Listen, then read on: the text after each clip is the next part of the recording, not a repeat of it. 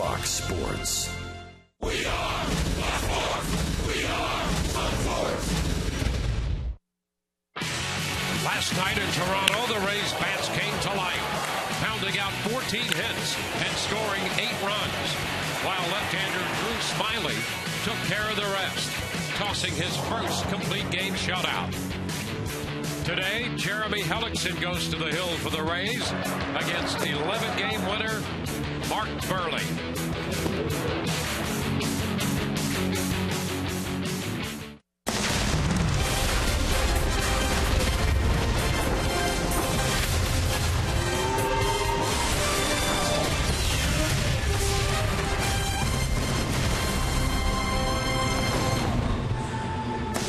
We welcome you to Toronto and Rogers Center, just blocks away from Lake Ontario for Game 2 of the series between the Rays and the Toronto Blue Jays. Hi again, everyone. Welcome to an afternoon of Rays baseball with Brian.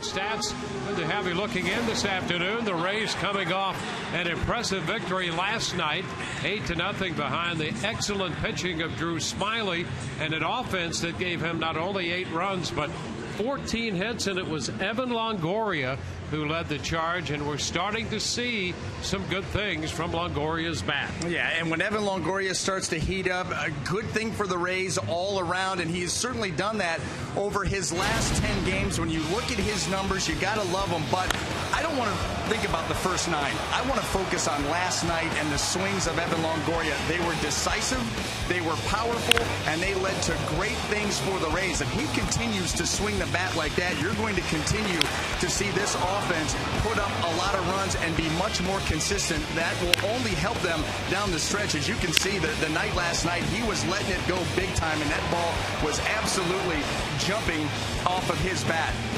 Now, on the other side, you're going to go up against Mark Buehrle today, and as you can see by the numbers, the Rays have seen Buehrle very good this year, and I'm going to tell you something. When he's on, he is the most frustrating pitcher to face in Major League Baseball because his stuff is not going to wow you. He's actually going to pitch below hitting speed, but with 197 career wins, it shows you that he knows what he's doing. He's going to move it around, change speeds, try to miss the barrel of the bat. The Rays need to stay patient with him today. There's the 35-year-old left-hander, 10-5 lifetime against the Rays. And Jeremy Hellickson will make the start for the Rays here this afternoon. The Rays continue their climb back to the 500 mark, starting this one 2 games under 500 at 63-65.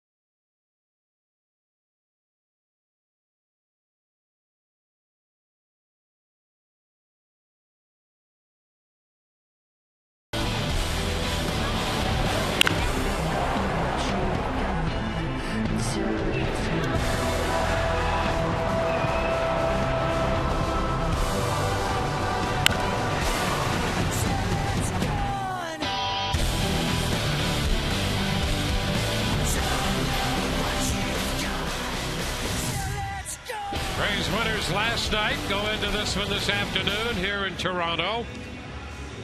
Trying to even the season series.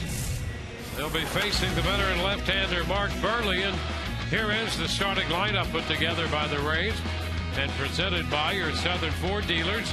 Desmond Jennings leads off again, followed by Ben Zobrist. Good numbers in his career off Burley. Brandon Guyer gets the start in left.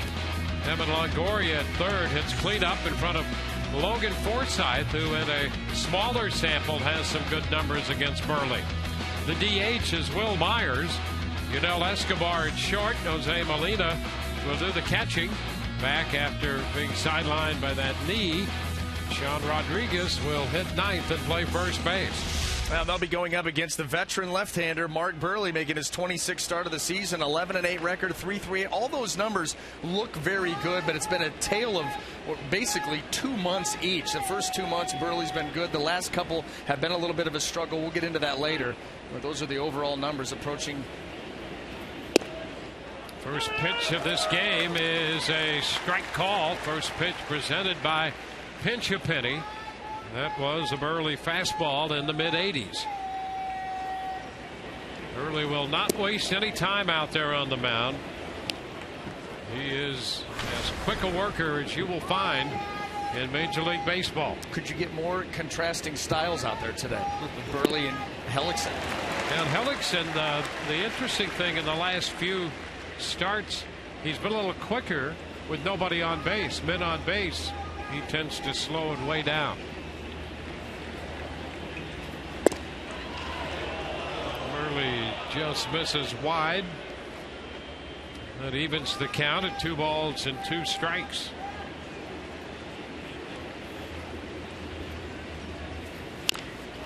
Chopped to short. Reyes. And Jennings is out number 1.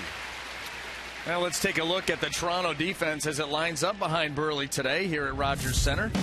In the outfield, left to right, we have Melky Cabrera, Colby Rasmus, and Jose Bautista. Across the infield, third to first, Danny Valencia, Jose Reyes, Munenori Kawasaki, and Adam Lind. Deanna Navarro back behind the plate. Ben Zobrist hitting .278 overall and has the third best average in the American League against left-handed pitching at .359.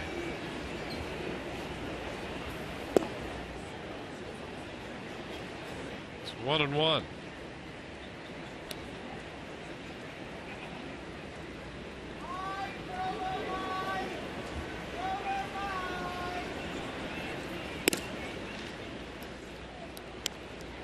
Two balls and a strike.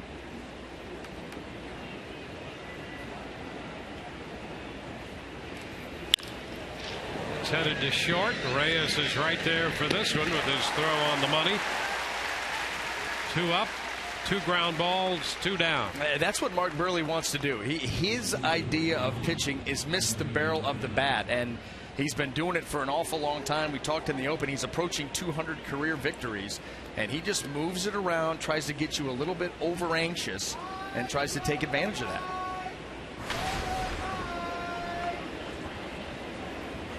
Brandon Guyer.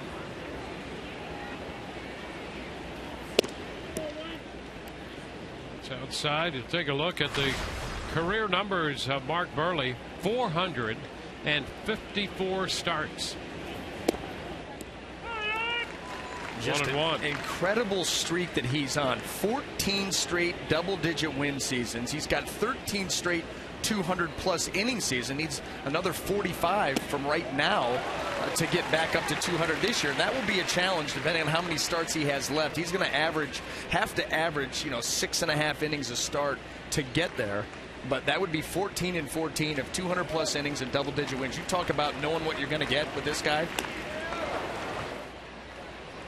Guyer stays alive. A little piece of that one foul.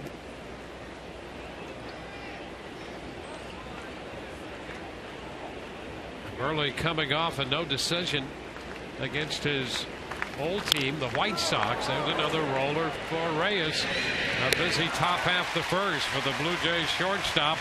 3 ground balls thrown by Burley. No score. Bottom of the first coming up.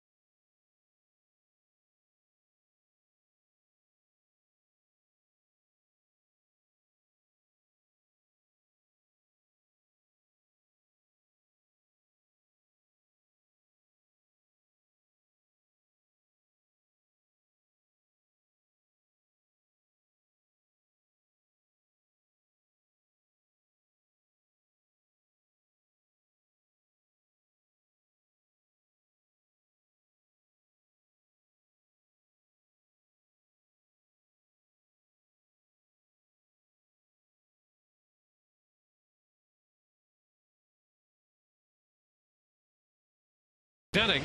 Rays out 1-2-3 in the top half. Line up for the Blue Jays, presented by your Southern Ford dealers. Jose Reyes leads it off. Then Michael Cabrera and Jose Bautista. Adam Lind at first.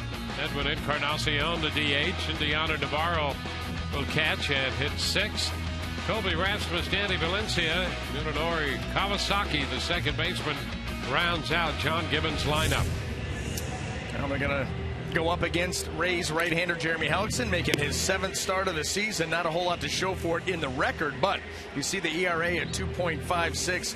Jeremy's done a nice job, especially after the first 3 starts that he had this year, where he did not get out of the 5th inning. But after that, he's thrown the ball very well and starting to round into form just at the right time for the Rays. Now let's take a quick look here at the Rays defense as it lines up behind Jeremy in the outfield left to right. We have Brandon Guyer, Desmond Jennings, and Ben Zobrist across the infield third to first. Evan Longoria, Yanel Escobar, Logan Forsythe, and Sean Rodriguez. Jose Molina behind the plate.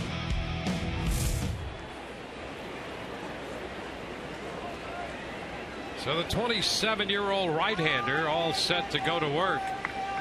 And he will face Jose Reyes.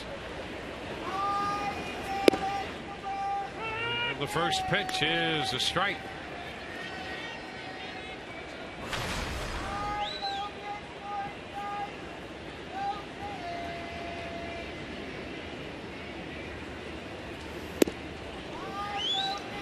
Upstairs, 1 ball, 1 strike. Hellickson coming off that start against the Yankees on the 17th, and he was not happy with himself. 5 innings of work against the Yankees, 3 runs, and they all came in the 5th inning. He gave them nothing except a walk through the first 4, and then found himself in 2-out trouble in the 5th, and the Yankees put up 3 and eventually won that game 4-2.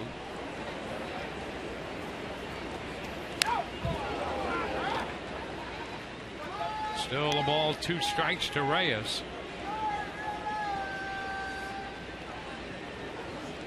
Cabrera next, and then Bautista.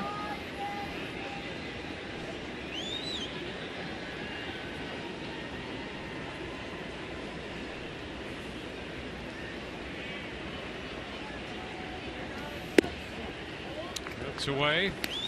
2 balls, 2 strikes.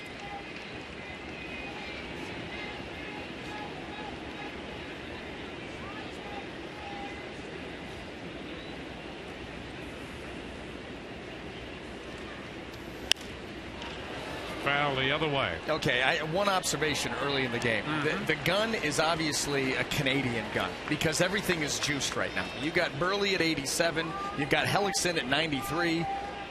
A different country exchange rate affects that. It used to be the other way. You got a better deal. Well, if you're the pitcher, you're still getting a better deal. The one guy. A few more MPHs. Everything's inflated. 3-2. Now that's wherever you go. Melky Cabrera on deck.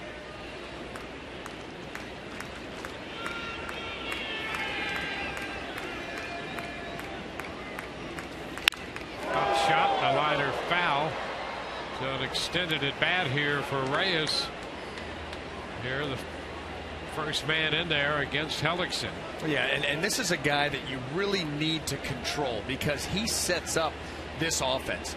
He's a true table setter, gets on base, the threat to steal. You got to pay attention to him. You've got power lined up behind him. Control Reyes. The popper toward the line and left.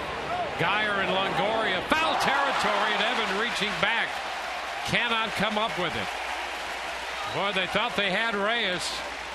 Going to take a nice play to do it, and Evan found himself a little out in front. Yeah, he overran that ball a little bit. That's a play that we see Evan Longoria make time and time again. He's got a beat on it, checks for the wall. He's actually calling off Geyer and trying to spin back and make the catch and just not able to. And Evan will tell you, and then Jeremy Hellickson will tell you, that is a play would have not been easy but should have been made. Strike three call. Reyes out of there. He got him. Got him looking. And extended at bat, 10 pitches. And after that foul ball fell, he got another shot. Hellickson gets him on strikes. Yeah, and if you're going to go 10 pitches with a guy, you had better retire him. And he does just that on a changeup. Fox Tracks has it off a little bit, but this certainly close enough. But John Tumpane is calling the balls and strikes, young umpire out of Illinois. Melky Cabrera. The pitch is high. And Tumpane works with a little larger strike zone sometimes against right-handed hitters, not so much against lefties. And that might be evidence on that call of Reyes there. The right-handed hitting shortstop called out on strikes. 2-0 the count to Melky Cabrera.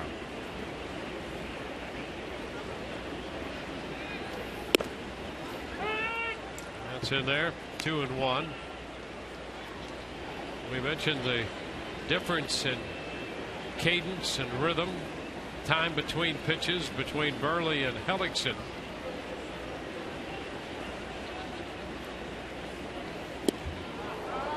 2-2. Burley can't wait to make the next pitch, and Hellickson, as we referenced, has been a little quicker, but he still takes a lot of time, comparatively speaking, between pitches.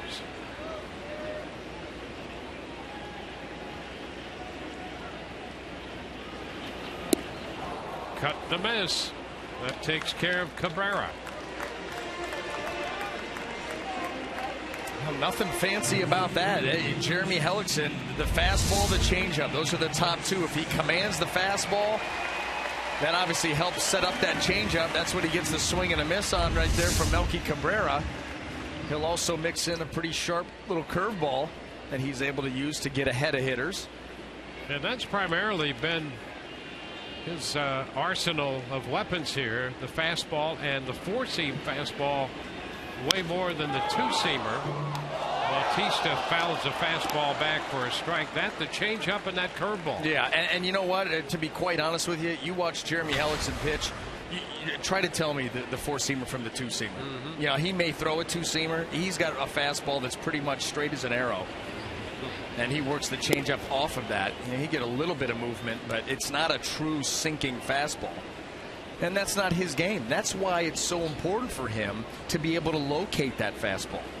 Because of the lack of overall movement, he's got to put it where he wants it. When he does that, he is very good. You calculate, just to give you an idea, to back up that point. You calculate games he pitches, pitches he makes, and the incidence of double play comes out to 1%. 1%. That's, if you're looking for a double play ball from him, good luck. Yeah. We're still waiting for our first one from Jake Odorizzi. That's the thing. I've been waiting to call that play. And it's been all season long, and Jake still has not induced a ground ball double play.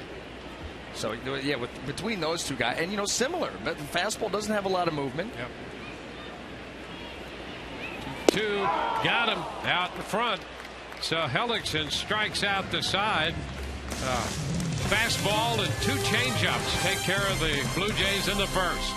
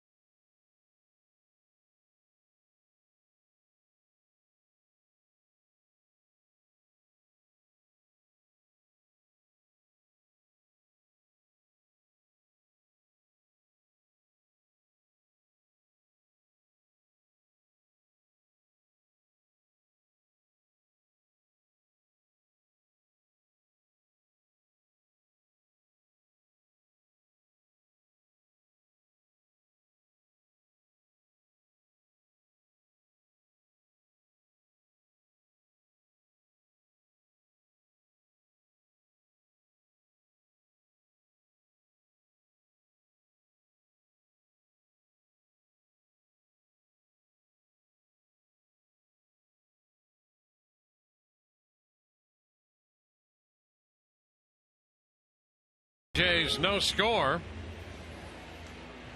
Mark Buehrle, the veteran lefty. And here's the breakout of his season so far, B.A. Yep, I mean, the first 12 starts, the team was 11-1. He was 10-1. ERA of 2.10, runners in scoring position at 108 average. And he was averaging 6 2/3 innings a start. You saw those numbers the last 13. It has been a completely different story. Runners in scoring position up over 300, averaging a full inning less per start. Well, things have not gone well for Buehrle. It's a change from last year where he started off so slow and then finished so strong. Toronto hoping he can turn it on from here. Well, when the Blue Jays added him, they were looking pretty much what they have gotten. They wanted a lot of innings to solidify the rotation, to get quality innings, and with the offense that they put together, looking for him to keep them in games. Longoria is out, Valencia to lend. 4 consecutive ground balls from Buehrle. I'm not sure that this is what they've had in mind. If you look at the ERA, and as it goes down per month, everything is going up, and that is not a good thing. As you can see, the twos, and then you hit July, August has been disastrous. And that has coincided with some of their offense going the other way, primarily to the disabled list. They've had some injuries to this offense as well. 1 ball, no strike, so it was a double whammy for this Toronto ball club, because their idea was to have a quality veteran pitcher here who could keep them in games. Now here's Forsythe hitting one deep to right. That's going to be caught in front of the warning track by Bautista. Forsythe up in that 5th spot. Coming in, he's 5 for 7 with a walk against Buehrle. His numbers in real life have obviously matched up with the numbers that the Matrix is going to give Joe. Because a lot of times you'll say, well, he's, you bring in this pitcher to face this guy. He's 5 out of 8 with like 4 home runs, and but we still like the matchup. We still like the matchup. We have the Matrix. Well, this is one in time that it matched up. There's always a wrinkle. Oh yeah. Yeah. Pull that back. Just kind of protecting the wrinkle area. I know this as a pitcher when a guy's 8 for 10 off of you with 5 home runs. The Matrix may tell me that it's a good matchup for me. I'm telling you it's not. Okay, I'm more of the real life number of an 800 average and a slugging of 4,000. 2-1 to count to Myers.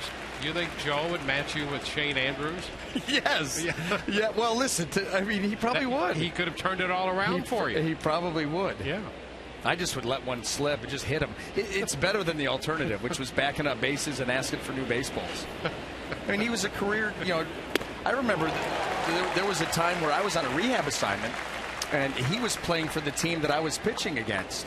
And I'm thinking to myself, if this holds true, they're not going to bring me back to the big leagues after this start. They're going to tell me I need another one. Yeah, this is not fair, this rehab assignment. Thank goodness for me, he was on a disabled list in AAA, so I avoided him and was able to get back to the show. Yeah, well, that was the issue. You didn't hit him early enough in your matchups with him. You could have had a great career if you'd done that. Unbelievable. Oh, strike 3 call on Myers at the knees. 1, 2, 3, go the Rays. We're through an inning and a half.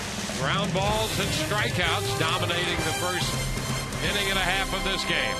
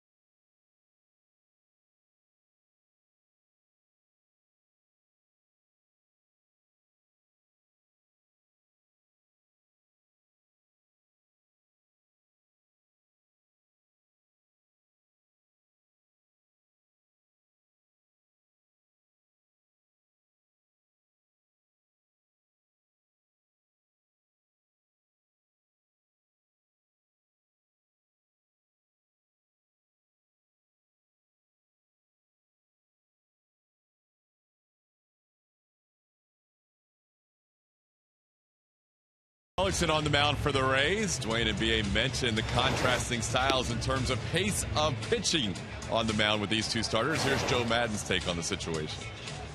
They should even each other out in some way. You got Burley and then you got Helly. So there's the slow and the fast, the tortoise and the hare right there. It's going to be interesting. I love everybody loves the way Burley pitches. Everybody does. And Helly's actually been a little bit better. I got to defend him somewhat. He's been a little bit better the last couple times out, not taking so much time in between pitches. So let's see how we play. Joe's right about that. First 3 starts for Hellickson, he averaged over 29 seconds between pitches. Last 3, he's been under 25 seconds in between pitches. That's per Fangraphs. They do all those figurings of the times in between pitches. And Mark Burley, more than a second quicker than any other pitcher in baseball, guys. All right, Todd. Thank you very much. Well, one would think it might be making a difference. 1-1 to count here on the Adam Lynn. Well, Joe Maddon, has said, just said everybody likes the way that Mark Burley pitches. He mentioned Jeremy Hellickson doing a little bit better job, which you talked about earlier, and we figured it up. And it's about a quarter of a second he's shaved off his time. Yeah, and a big quarter of a second. That's what you said. Yeah. And that quarter of a second is the difference between success and failure. And by the way, the Todd interview with Joe, Yeah. Him sitting there, hat off with the glasses, do you think, just between me and you, do you think if I asked Joe for his autograph that he would give it to me? Because he looked pretty important in that interview. Oh, yeah. Yeah. Do you personalize it? Mm-hmm. Yeah, I think you know him well enough. Foul ball. Autographs, quarters of seconds. We're off to a great start.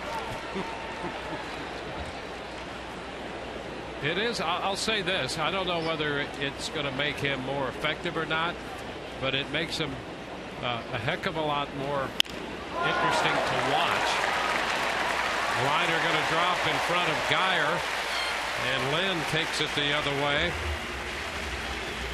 Well, all of that speed, I think, is going to go away now, because this is when he really slows it down. This is the delivery, the pitch by Hellickson. Lynn stays inside it, able to inside out that ball into left field, but with runners on. And I'll tell you something, his numbers are very good. Runners on, runners in scoring position, but he gets very deliberate. Yep. Well, and that's the important thing. If his numbers stay that good, he can take as much time as he wants. Edwin Encarnacion in the batter's box. And you know what'll be interesting is speaking of time in between pitches, is you hear these rumblings now that Rob Manfred is going to be taking over for Bud Selig as the commissioner of baseball. That is one of the things they're really going to look to do, something substantial and something that's going to last. Yep. There's been a lot of lip service paid to pace of play before. But that'll be interesting to see if that comes to pass, how it affects guys like Jeremy Hellickson. Swing and a foul ball. I tell you, the other thing it could affect, not only pitchers but hitters. Hitters take a lot of time per at bat. That's why Jose Molina is one of my favorites. You know why? He has the shortest at bats. He stays in the box, he swings the bat, and he gets it over one way or the other. That's what you're supposed to do. That's great. Yeah. I mean, that's how it used to be all the time. Instead of stepping in and out of the batter's box and readjusting the batting gloves. The Look at Me show? Yeah. Well, that's constant now? I guess that's what it is. Oh, yeah. Got to get the sponsors in. Yeah. See, Will Myers, for an example. One of the favorites, no batting gloves. No Velcro to unwrap and rewrap and unwrap and rewrap. Every pitch. Yeah. They did that. His at-bats are like his interviews. Short and to the point. That's right. With just a little smirk to them. I love Really that. great. That's right. 1-2 the count on Edwin Encarnacion.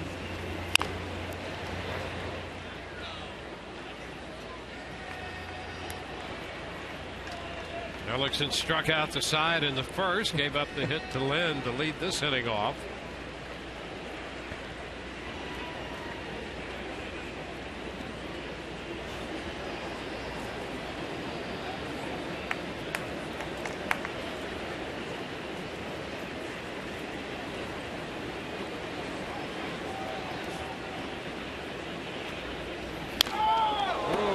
Big cut right there, and a foul ball back on the fastball. Encarnacion has the second highest slugging percentage in the American League, and swings like that would be the reason why. No doubt. Does not get cheated, and when he sees a pitch that he likes, that swing will let you know.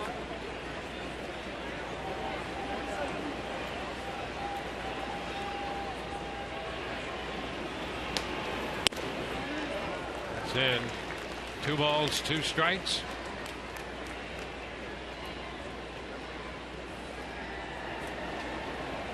Look at that home run per at bat ratio. Encarnacion. How about Chris Carter over in Houston? He's striking out or hitting a home run. Every time, just about. Yeah. Full count now to Encarnacion. And wasn't he AL Player of the Week not that long ago, Yeah. a week or two ago? Yeah. Yeah. Put up some ridiculous numbers. Yeah.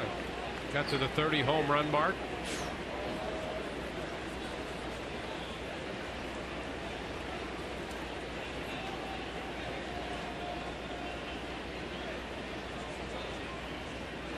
Runner goes, had a high fly ball towering, not all that deep to left. Geyer makes the catch. Boy, Encarnacion hit that one a mile high. I'll tell you what, Brandon Geyer, for catching that, should have got 50% off his next airfare. Commercial flight. Isn't that the giveaway with the... If it's not, it should be. Yeah. I mean, the pop fly contest. That ball was... He got into it, but straight up.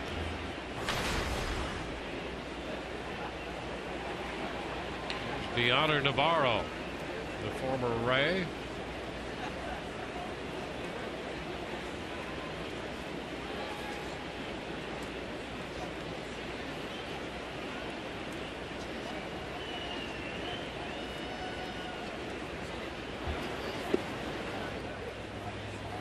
Want to know the count.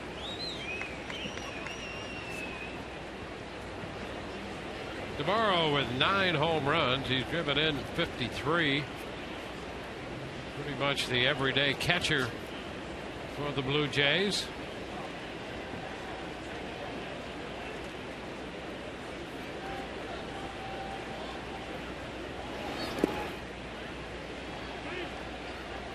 So, 2 balls, no strikes.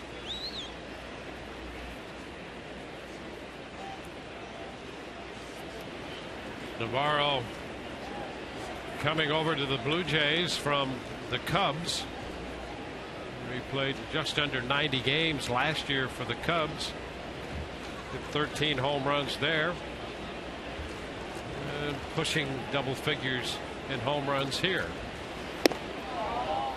That's a strike, and it's 2-1. Navarro's had a hearty year here in Toronto. Yeah, would you have guessed? You think about the run producers on this team.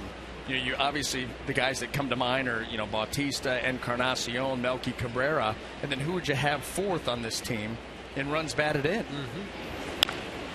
Chopped it to the left side. Longoria, Escobar, and Rodriguez, and with the shift on, the Rays get the double play. It goes 5-6-3. We have completed 2 innings. Rays and the Blue Jays scoreless.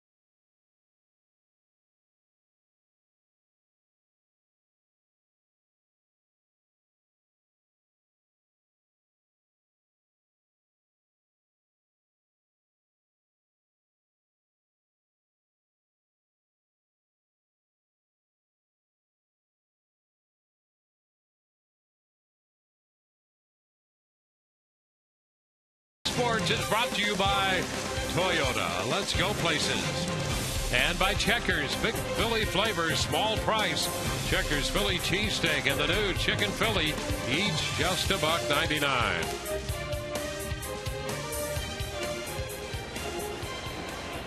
Escobar beginning the third, waving and missing, strike 1. We've seen a number of those swings from the Rays today, and that's what Mark Buehrle is trying to get you to do. And it really turns out to be more of a wave than a swing in some of his pitches. How many of the outs early on, those reaching ground balls pulled over to the left side, guys are off balance, off the end of the bat, swings you'd never practice.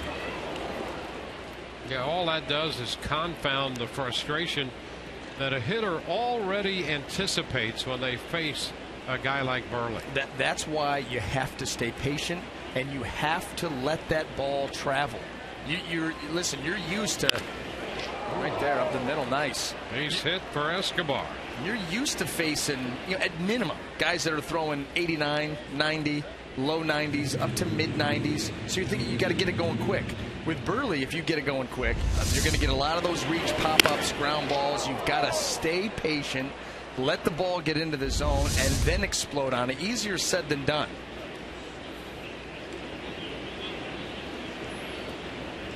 Here's Jose Molina. Molina's had pretty good success against Buehrle through the years. Takes the pitch high. A ball, no strikes. Look at this. Has a home run off him, and 13 out of 41 for a 317 career average. How about just one strikeout? 41 at-bats. Ground ball. Valencia Kawasaki has trouble getting rid of it, but a lot of time. And Molina is out on the double play ball. Kawasaki, a little juggling act down there at second base, but all kinds of time. Yeah, this isn't even fun to watch. This is what you're afraid of, a ball on the ground. Now you got a chance for the double play, but usually when a guy quadruple clutches, it's not going to happen. In this case, it does.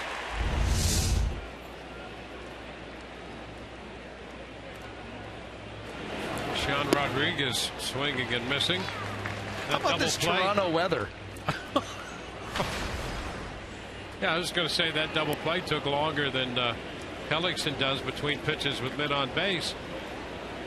So Kawasaki had a lot of time, and you're right, the weather's beautiful here. It's 1-1.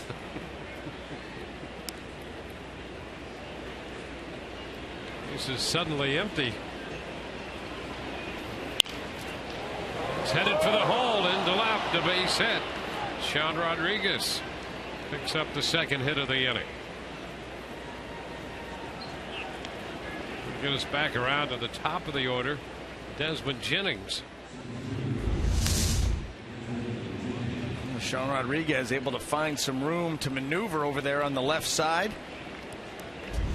Might not seem like much, but I'll tell you what, against the Rays and even for the Rays, we've seen a lot recently. 2 outs, nobody on, and all of a sudden a big inning come to be. You just keep pushing.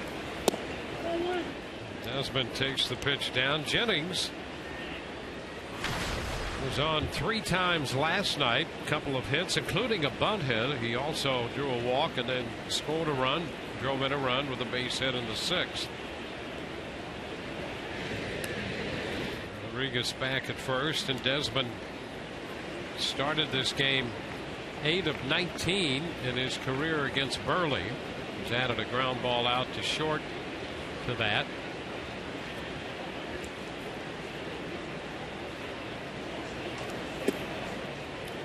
Lifts the back foot out of the way, and it's 1-1.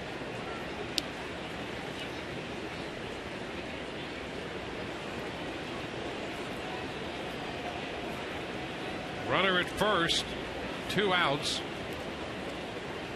The first pitch of ball as well. 2-0 the count. And that's going to be wide. 3-0.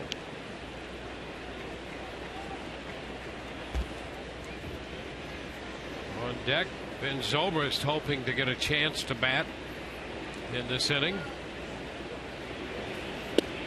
On the outside edge. 3-1. Buehrle's just not going to give in. 3-0, 3-1. He's still going to try to stay to the fringes of the strike zone. That's where his stuff plays the best. Oof. Yeah. He was trying to get that ball in, cut that ball in, but that stayed right out over the plate. A good pitch to hit for Desmond, and he just fouled it off.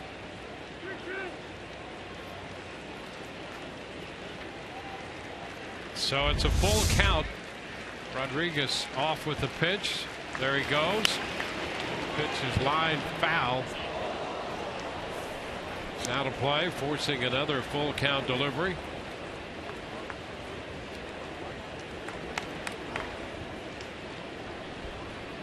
Burley's won 11 games this year. He was 12-10 last year in 33 starts. This is his 26th start of the season. This game today.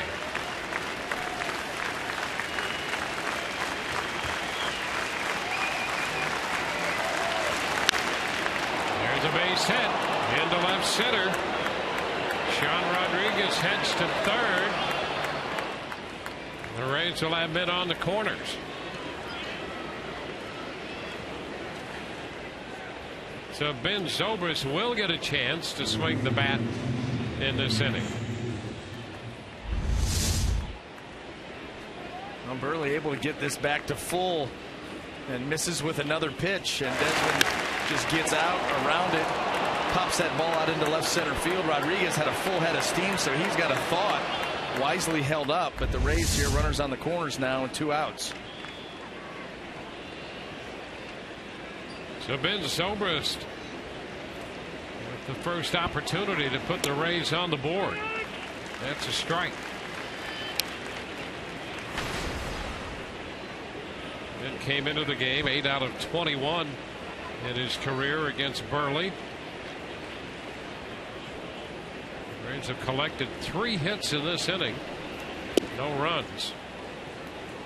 The double play put a dent into that leadoff base hit.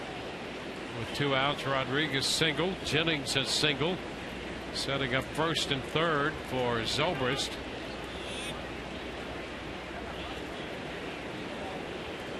They've started to get to Mark Burley here in this 3rd inning. Remember, Escobar led off with a hit and then was doubled up. So 3 hits, better swings. And Zobrist puts down the bunt. That's a good one. A collision by Valencia and Burley, and the Rays get a run. The bunt put down by Zobrist. Rodriguez scores, and a collision between the third baseman Valencia and Mark Burley.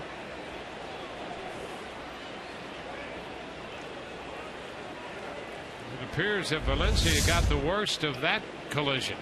What did Joe Madden say last night in his post-game news conference? Said, I like it when we're unpredictable. Well, guess what? First and third, Ben Zobrist swings the bat so well from the right side. That's unpredictable. Nobody ready for that. In fact, these two run into each other, Burley and Valencia. No chance to make a play on that. And the Rays with an early lead. Well, that is unpredictable, to be sure. The Rays kept the pressure on last night, doing things exactly like that. Yeah, and it goes back. We just, after Rodriguez base hit, 2 outs, nobody on. Things have tended to happen recently for the Rays against the Rays. And it does once again. A base hit, then a bunt. Valencia looks like he's going to be all right to stay in the game. Well, when you're in a position to play some aggressive baseball, I think you increase the odds of things like that happening, and we've seen that out of the Rays recently. You've got to play from here on out with the what do I have to lose mentality. I mean, you can't be reckless and stupid, but you can certainly be right on the cusp and play really aggressive baseball, and that's what the Rays need to do. Why not? Well, they've scored first today on the bunt by Zobrist. So they have a run, 4 hits. The wild card coming into play today. The Rays 6.5 back of that second wild card spot. And a check this time by Geyer. Runs the count to 2-0. The Oakland topping the wild card. Then Seattle. The Tigers a half game back. They're 2.5 out in the Central behind Kansas City. New York, Toronto, Cleveland, and then the Rays rounding out the AL wild card. Hot shot to third, backhanded by Valencia. Throw to first, wide. Pulling Lind off the bag, and the Rays have the bases loaded. Well, a nice stop by Valencia. His throw off target, and Geyer is aboard. And Danny Valencia, you know, when he fielded that ball, he takes his time right here on the backhand. Nice job getting it. And then once he takes his time right there, he doesn't get through the front side of the throw, and that's what causes it to go arm side high and pull Lind off the bag and Geyer to get in. Well, the hustle by Geyer. He's in there safely on the error. And here's Evan Longoria. Ground ball to third. Down to second this time. Kawasaki receives the throw, and the Rays leave him loaded. They pick up a run and lead 1-0.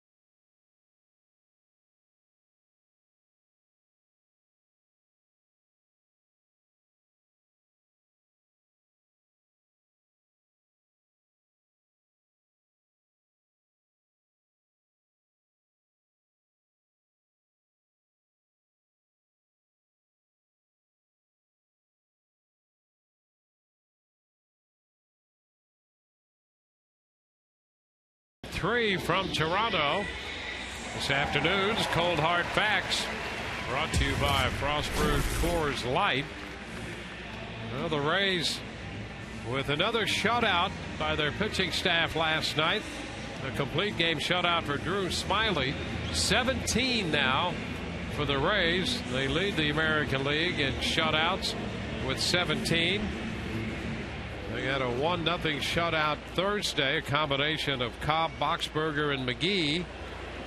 And last night, Smyly. Hellickson to face Colby Rasmus in the bottom of the third. Pitch upstairs. 1 ball, no strikes.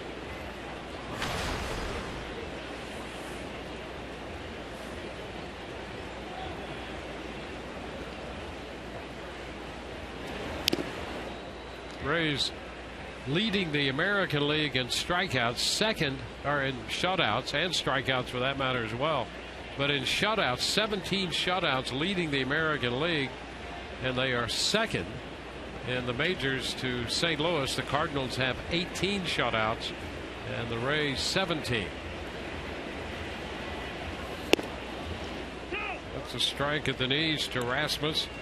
1-2. You know, the Rays, between throwing shutouts and being a victim of shutouts, they're approaching about almost a quarter of their games involving some kind of a shutout. Because they've been shut out 15 times. Yeah.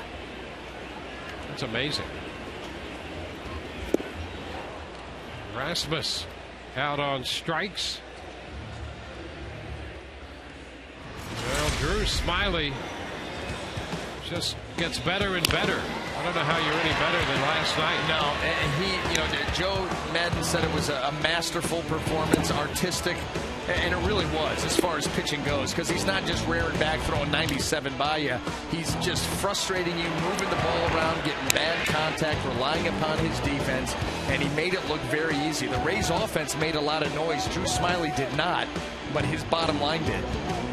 He's faced one man over the minimum. Valencia, this is the first pitch for a strike. Someone might want to check these Blue Jay bats. They may be full of holes. I mean, they're swinging at everything, just not coming close. Again. And by the way, it's not like these balls are, patella tendon outside corner. Jeremy Hellickson not afraid to throw that changeup right out over the plate, and these Blue Jay hitters, in their haste to get it going, just swinging right through him. Look at that pitch. Belt high. Middle. Out of the way with a fastball. 1-2. Well, these hitters, they know he throws a changeup, and they're still out in front. We think that they know. Nothing has shown me to this point that they know.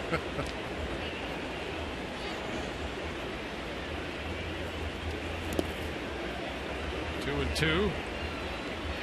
Well, he struck out the side in the first. He got Reyes with a fastball, that 10-pitch at bat. But then got Cabrera and Bautista, two excellent hitters. They were out in front.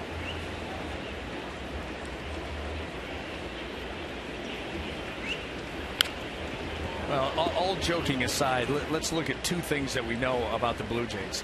They're a good fastball hitting team. That plays into a guy with a good changeup. Number two, they've been struggling terribly offensively. Scored the fewest runs in the American League since August 1st. And so they're anxious. So you have a good fastball hitting team that's anxious. Wow, changeup's going to play well.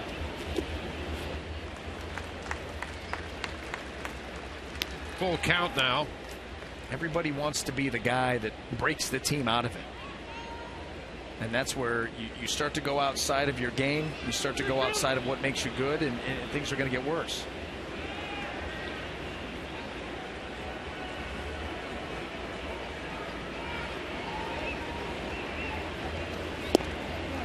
And there's ball four. Fastball missed wide. So after getting ahead of Valencia, he walks him. You see the Rays, how good the pitching has been on the road. 3 runs or fewer.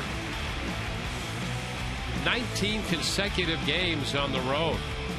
They're chasing the 1908 Cubs. 21 consecutive games on the road of 3 or fewer. And that truly was a different era. Yeah, I mean, look at the years. You're starting to be compared with teams from the rolled-up sock era. You're doing something pretty good. Kawasaki taking the pitch down. 1 ball, no strikes. Runs were at a premium back then. Ball didn't carry. Sock didn't carry.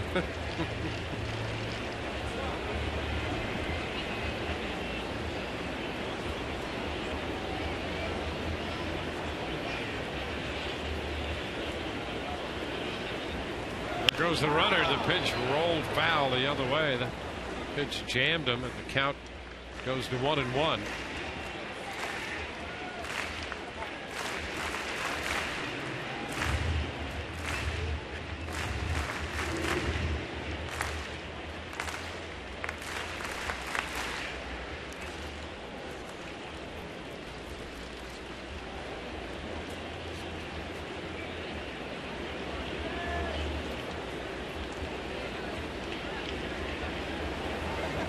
Count to Kawasaki. Nice pitch. Fastball picking up the zone. It's 1-2. Yeah, that was tremendous location and really a dart right to that outside corner.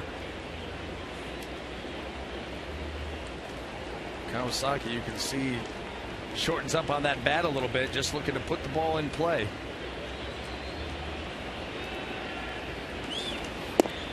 Strike call. Well, he walked Valencia with a fastball and pinpointed the fastball to Kawasaki on a couple of those pitches. Yeah, this one right at the bottom of the zone, over the plate, but you can see right there, bottom third.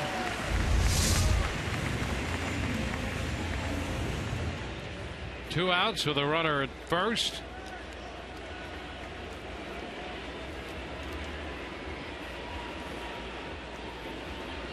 The top of the order, Jose Reyes.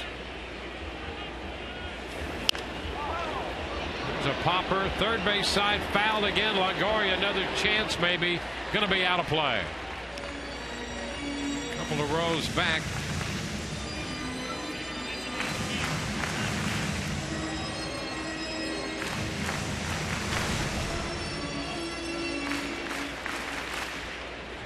Reyes had the extended at bat in the first 10 pitches.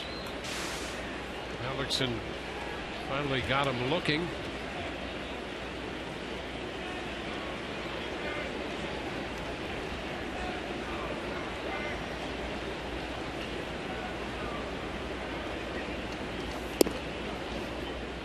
Close there.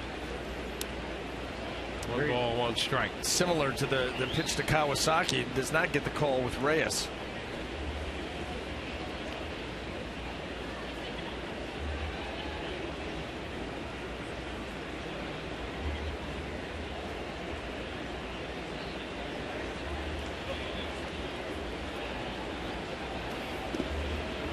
This one will get away from Molina. Advancing to second, Valencia. It's 2-1 to Reyes. Another case of where when you try to backhand a ball that's in front of you, it's a high risk play. Instead of trying to block this, you'll see Molina just go down and try to backhand it, and right off the edge of that catcher's mitt. We've seen that happen time and again. And that gets a runner here into scoring position in a 1-run game. Yeah, Molina just doesn't move well enough, and his style is not to block pitches. He's going to try to one-hand them, backhand them on a short hop.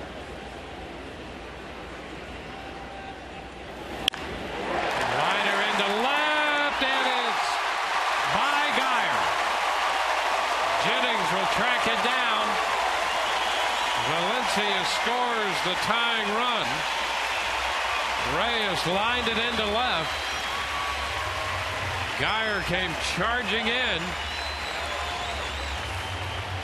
It appeared that he was going to make this catch. Yeah, had a beat on it, and he goes to go down right here. It almost looked like he maybe started to stumble early, or maybe that was on purpose as he goes down to try to make a play. But that ball was hit hard, and I think it had a little bit of extra carry on it at the end, and that took a glancing blow right off the top of Geyer's glove. I'm sure that he's beating himself up over that, thinks that he should have made that play, and he should have, but more difficult than it looked right there. Time after time he would make that catch, but not this time. They're going to give Reyes a double. He hit the ball hard enough to get a hit, but it really should have been caught. Yep. And you know, Brandon will tell you that he's a stand-up guy, but the degree of difficulty much higher than what it looks like on TV. A line drive that he just should have snagged. I mean, he's coming in. That ball is slicing. It's got extra carry on it because it was hit hard, and it just fooled him. It fooled him by about a half an inch, Cabrera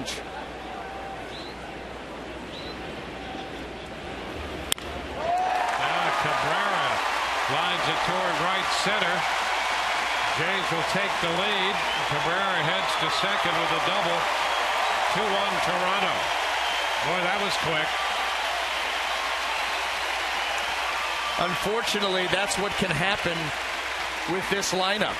They are set up to maybe be quiet for a while because you pitch them very well, but they can come out of it rather hurriedly. Not a terrible pitch, but Cabrera just waits on it. He waits on it, lets that pitch come to him, and then strong enough to get it into the gap. And just like that, the Jays are up. Yeah, the Jays have not scored in 22 innings, and right in the span of 3 pitches, they have 2 runs. And the strike to Jose Bautista. So with 2 outs, they put up 2.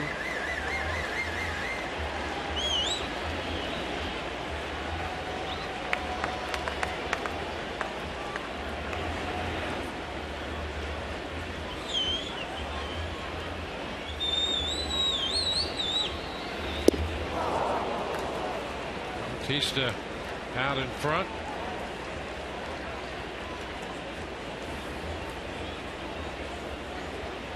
.24 home runs for Bautista.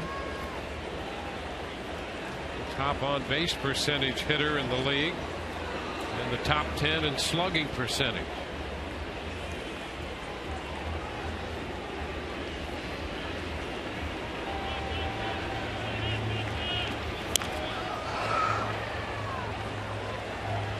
Still 2 strikes on the foul ball.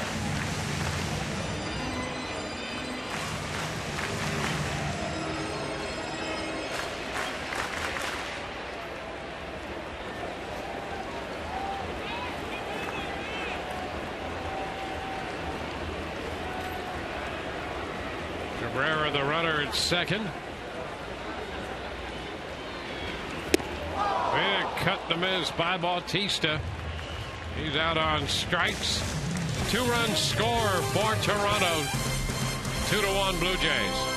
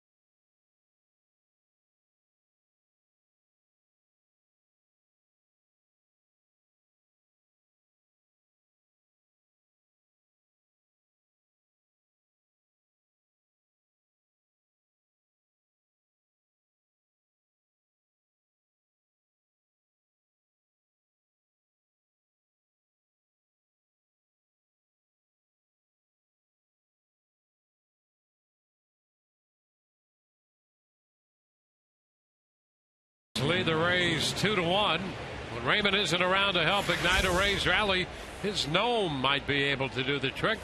Raymond Rally Gnome available only through the purchase of a Tampa Bay Times ticket tandem when the Rays take on the Red Sox Friday, August 29th. Visit RaysBaseball.com or call 888-FAN-RAYS for tickets. Logan Forsythe looks at a strike. Rays now down by a run. They picked up a run in the top of the third. And the Blue Jays 2 in the bottom of the inning. It's 1-1. It's a big strikeout for Hellickson to get Bautista to limit the damage and leave Cabrera in scoring position. Down to third, Valencia. So Forsythe is out number 1. In today's game and all season long, Tires Plus donates $100 to the Pediatric Cancer Foundation for every Tampa Bay Rays home run televised on Sun Sports.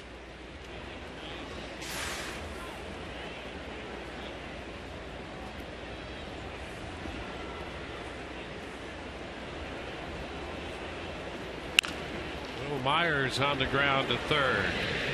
Valencia's throw. One hopper, safe the call. Well, you know what? Listen, Will Myers hustles all the time. Danny Valencia, not a lot of confidence right now in his throws. Not only did he one-hop this over there, it was on purpose, but he didn't put anything on it. He just kind of laid it over there. Will Myers, he's always running hard. Covers a lot of ground with each stride. Well, he gets the call from Bill Welke, so that's a base hit.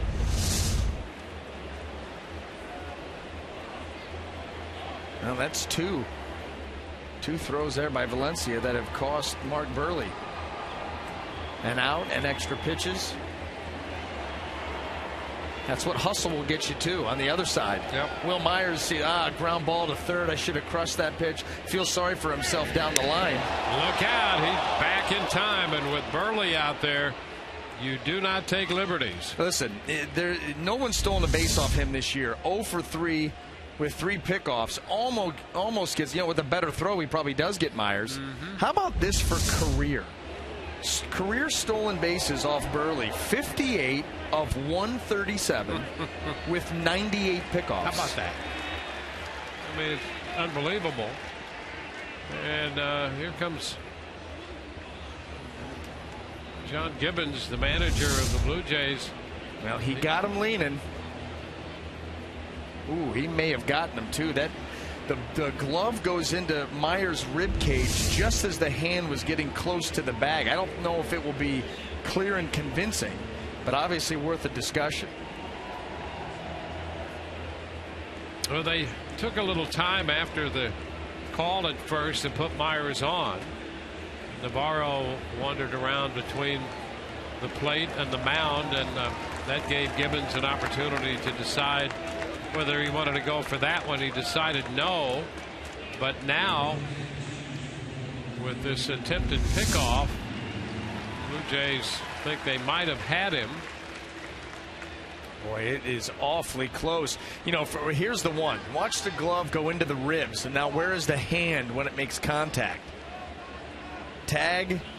But see, that hand, I mean, it certainly doesn't look like it's in contact with the bag, but you can't be sure that the palm hasn't hit the bag, and that's why I don't think that you can overturn that. Well, Bob Davidson came over, had a little conversation with Joe Madden, saying that they're going to take a look at this.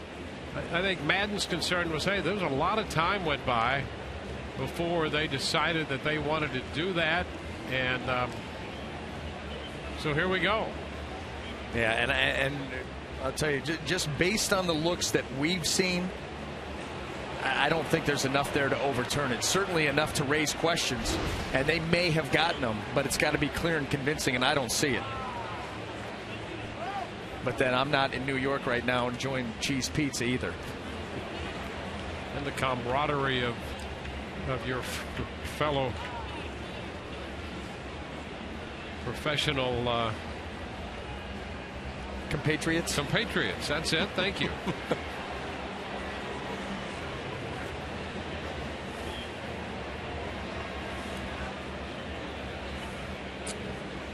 We've seen that one angle that makes it look questionable. Yeah. But I don't know how many other angles that would be germane to this play that they would have, but if that's the one, I tend to agree with your assessment. Well, we'll see if we're going to eat crow or eat pizza. Will Myers living on the edge here. This is the best part about being able to surmise what may or may not be called, because I'm as anxious as Joe Madden and John Gibbons at this call. You throw yourself out there, say this is what's going to happen, and then you're invested.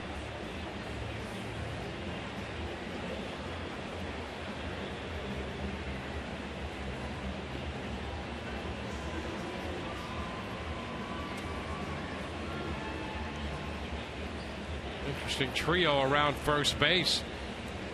As the umpires communication with Command Central, we had Will Myers over there and Adam Lind with the lumberjack look, and George Hendrick. Wow. Wow.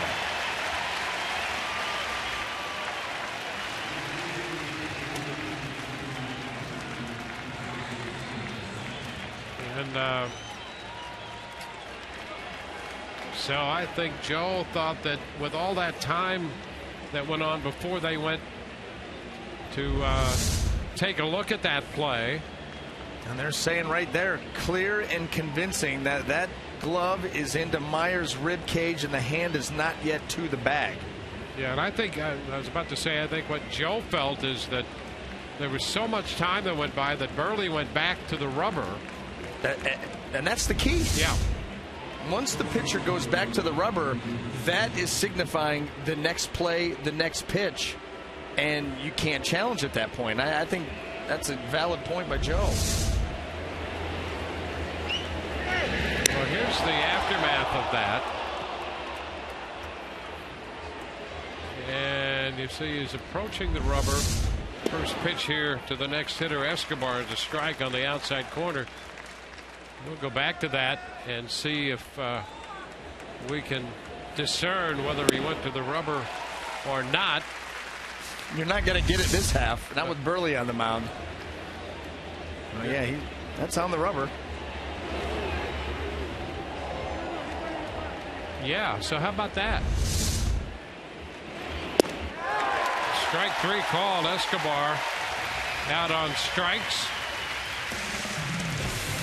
No runs ahead. A man picked off. Bottom of the 4th coming. 2-1 Toronto.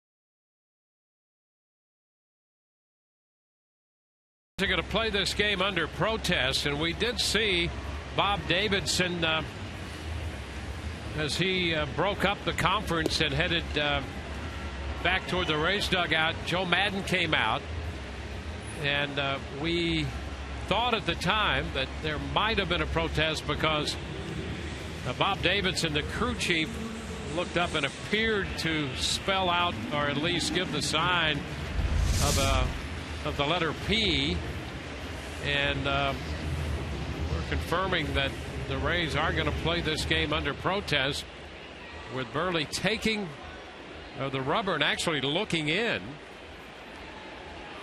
by the time Gibbons came out. That's where Burley's speed and quickness in between pitches works against John Gibbons in trying to make a decision there. And you're right. I mean, he was absolutely on the rubber looking to take the next sign, and that is supposed to signify end of any challenge, beginning of next play. 1 ball, 1 strike. So the Rays have lodged the protest.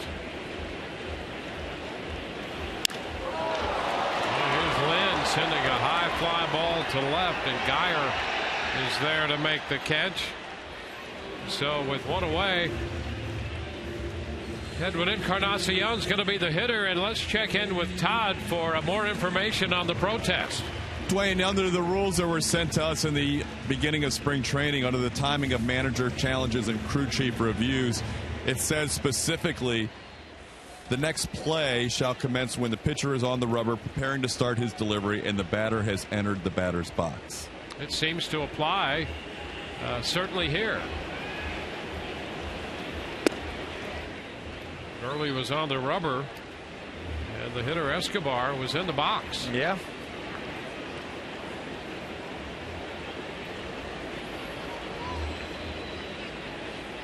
Want to know the count to Edwin Encarnacion.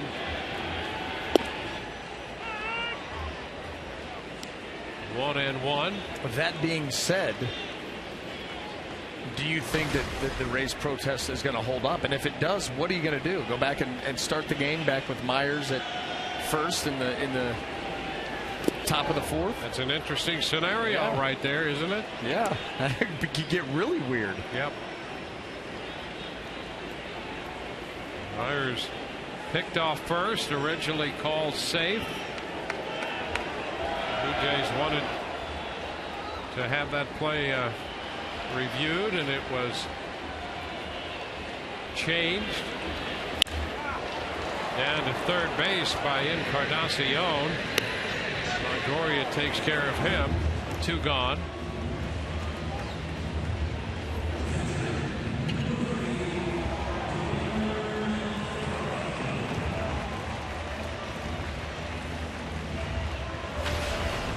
Well, it would be interesting.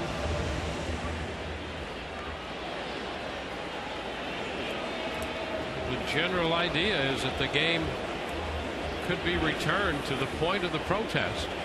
So that's what we're talking about. Yeah, I mean, could you imagine that they just wipe out everything that's happened from here on? This end result means nothing.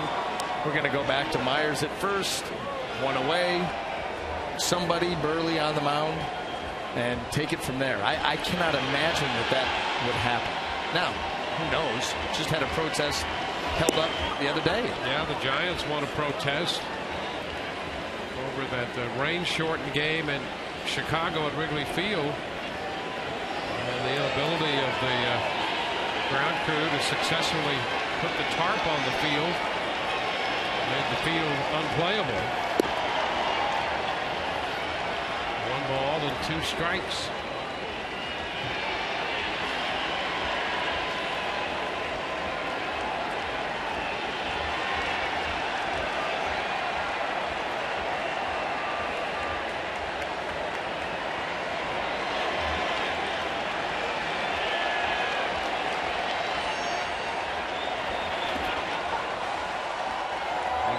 Out on strikes. 1, 2, 3 go the Jays. We head into the 5th. 2-1 Toronto.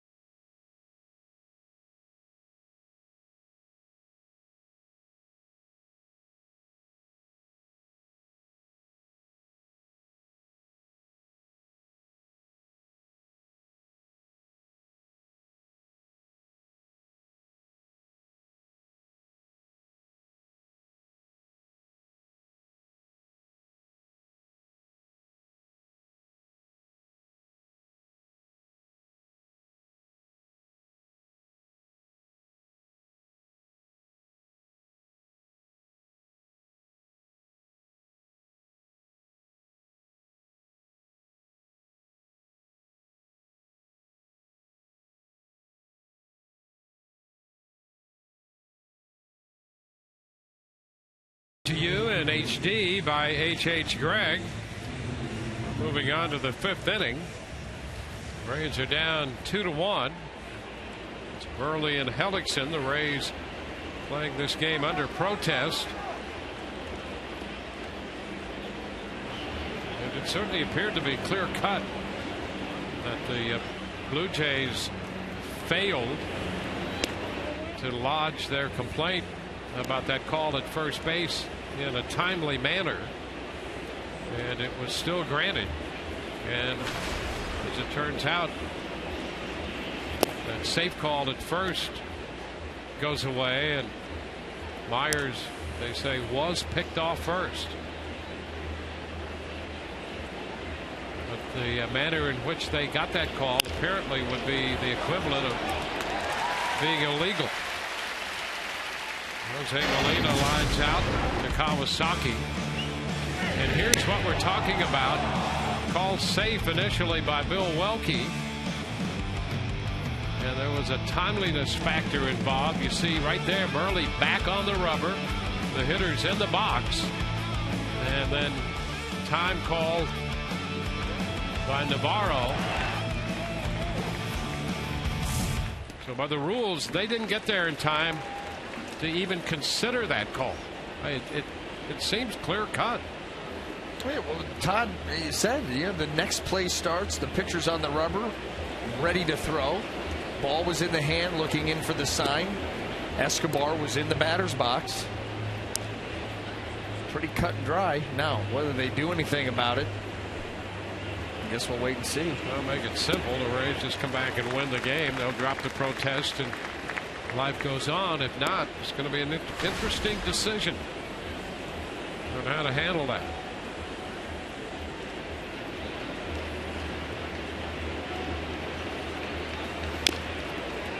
Especially if it were to stay a one-run game.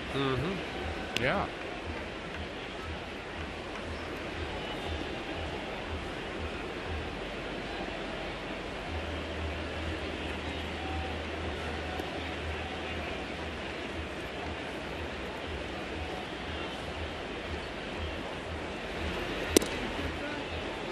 Inside to Sean Rodriguez.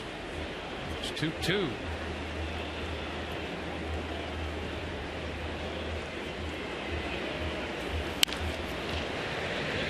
Reyes from shortstop.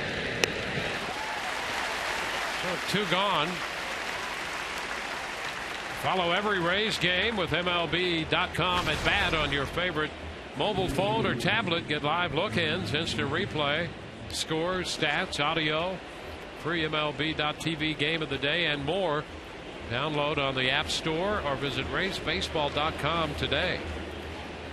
2 outs now with Desmond Jennings at the plate. And a one-hopper out to Kawasaki. The Rays are up and down 1-2-3 in the 5th inning. Bottom of the 5th coming. 2-1 Toronto.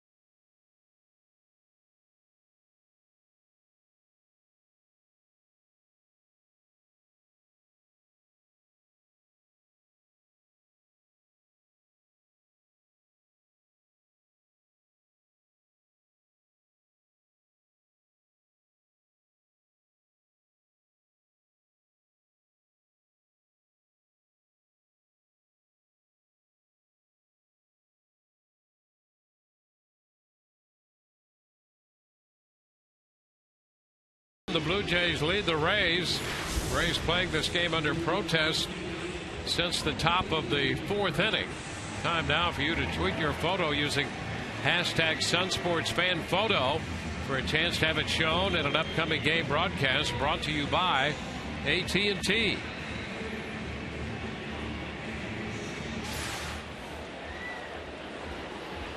Colby Rasmus will lead off the bottom of the 5th. Rasmus, Valencia, and Kawasaki. Rays with the shift on here for Rasmus.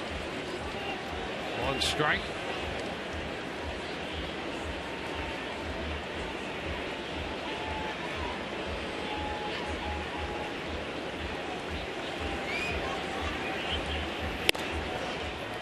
Cut and a miss. 0-2.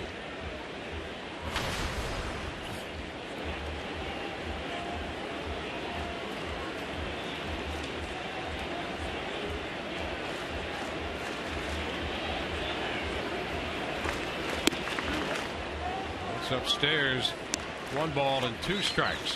One of the Rays' arguments in this whole protest situation will be not only, I think it will be borne out that Murley was on the rubber, hitter was in the box. Forsythe will handle this out of the shift. But Joe Maddon, before Bob Davidson went over to begin the review, stopped him, and I'm sure made the point that they were out of time to actually enact a review on that play. Well, the question is, why would the umpires not at least huddle? I mean, you would think they would see it anyway individually, that a pitcher was on the mound and the hitter was in the box. The plate umpire, John Tumpain, was in position to make a call on a pitch. So why would there not have at least been a huddle to see if they were in a position where they could proceed with a review on a play like that, particularly when they'd been tipped off by Joe Maddon? Even if they somehow missed it to begin with, Maddon, we can only assume, pointed that out and let Davidson know that he would protest. And once the play was overturned, there was the protest. Here's Valencia hitting one a mile high again, and Geyer's there to make the catch. So 2 outs. Todd Callis has been busy. And Todd, you have more on all of that. Well, Dwayne, what you just brought up is ultimately the point that's going to cost the Rays this protest, because what we read to you earlier was 2D1. On 2D5, it says, if the crew chief determines that a club's invocation of a manager's challenge is untimely, the play shall not be reviewed. The umpire's call shall stand, and the club shall not be charged with a challenge. Next sentence says, the crew chief shall have the final authority to determine whether a manager's challenge is timely. The judgment of the crew chief regarding the timeliness of that manager's challenge shall be final and binding on both clubs and shall not be reviewable by replay review or otherwise. So that's the part of the rule that says if we get it wrong, we're right anyway. That would appear. If you're the crew chief. Yeah. That's right. That's a little, a little CYB amendment right there. Yeah, just a loophole. Yeah, just cover a little Looking for loopholes. Yep. And this is the rule. They built the loophole in. Yeah. Even if we're wrong, we're right if we say so. So good work by Todd Callis. That's why I love lawyers. His legal brain there to find the other half of that rule, which really undermines the spirit of the original rule, but it is what it is. Well, and it all goes back to how quickly Burley works too, and so that's the easy, thing to say. Hey, listen, this guy gets the ball right back on the mound so quick that it was timely enough, and that's all that he needs to say. You heard that big word, binding, in there. When you're bound to something, you're in trouble. That goes for a lot of different areas of life. Tough to get unbound. Longoria drifting toward the stands and makes the catch in foul territory. Now with a good lawyer. Ray's going to need one of those.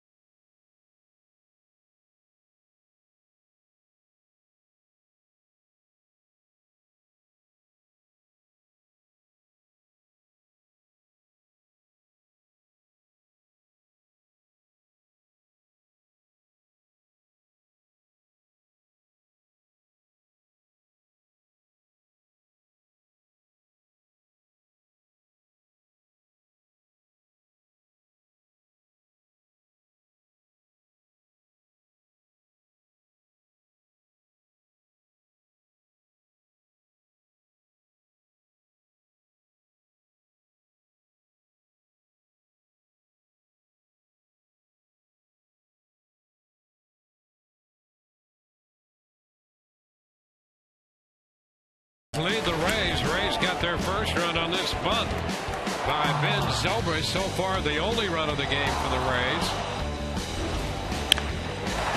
Blue Jays answered with a couple in the third. Reyes with a 2-out double chased home a run, and then Cabrera sent him home with a double toward the gap in right center. There's Ben Zobrist leading off the sixth. Mark Burley delivers and a ground ball out to Kawasaki. And Zobrist is the first out in the sixth inning.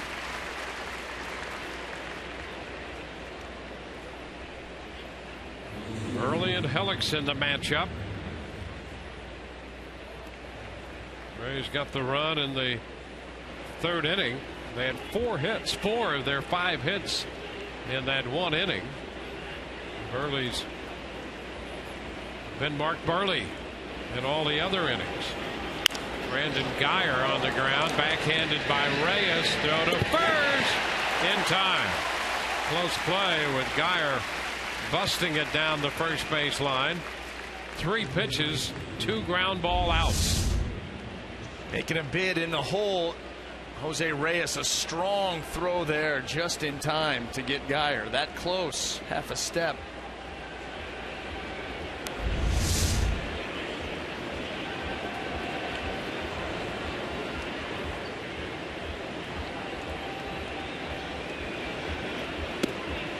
Longoria takes the pitch up.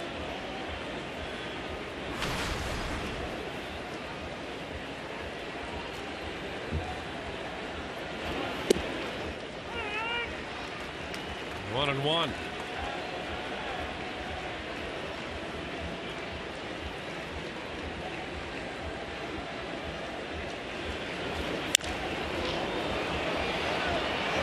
It's Bautista making the call. 1, 2, 3. Rays trail 2-1, middle of the sixth.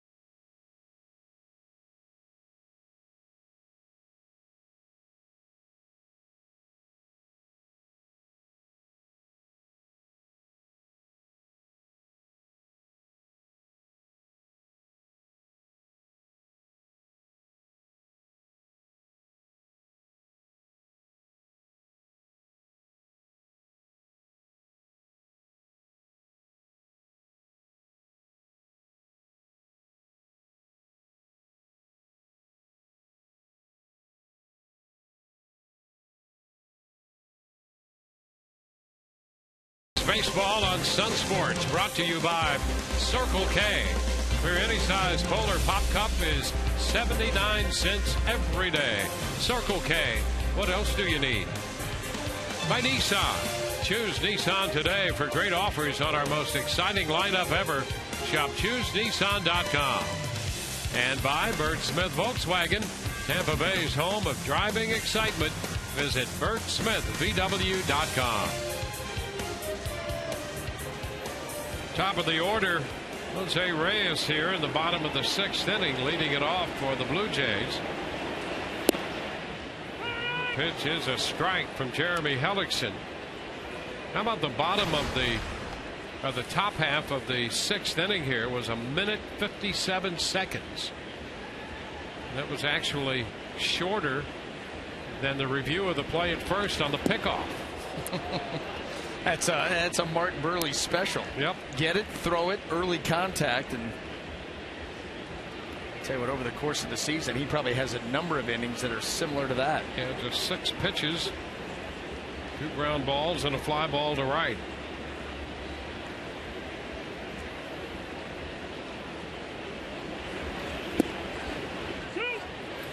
Hellickson ahead in the count. Jeremy had 85 pitches through 5. And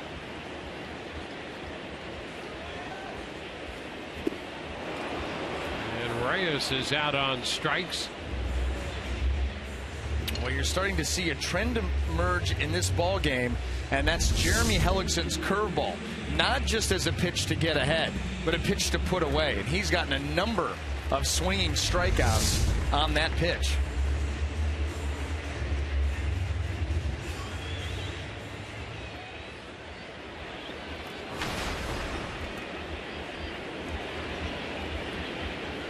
Melky Cabrera.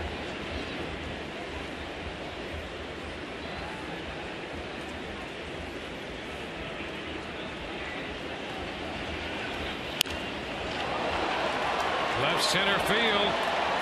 Geyer there. We've had some high fly balls. Geyer's handled 3 of those now. That one not quite as high as the one Encarnacion hit in the second inning. And not nearly as close to him. He actually had to get on the horse a little bit for that one. Well, this outfield plays big. 400 to center field, or a little bit right of center field. Almost 330 down the lines, 375 in the gaps. Hot shot to third. Nice. Longoria, nice pickup and a throw right on the money. And a short bottom of the 6th. 1-2-3. 2-1 Toronto.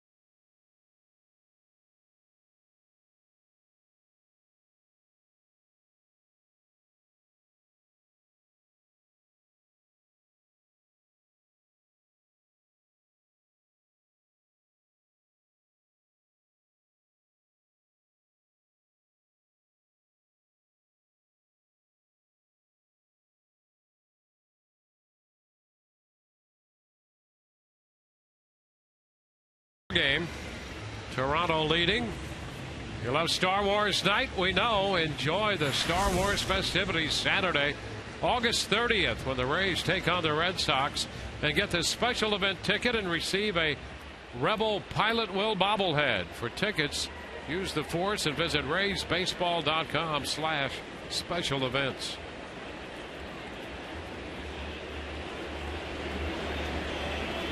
Logan Forsythe takes the first pitch, and it's too low. 1 ball, no strikes. Forsythe going to fly ball to right and is grounded out to third. It's a line base hit into left center. Cabrera over to make the pickup, and Forsythe is aboard with a base hit. There's a start for the Rays. First hit the Rays have had since the Myers single. Don't get picked off.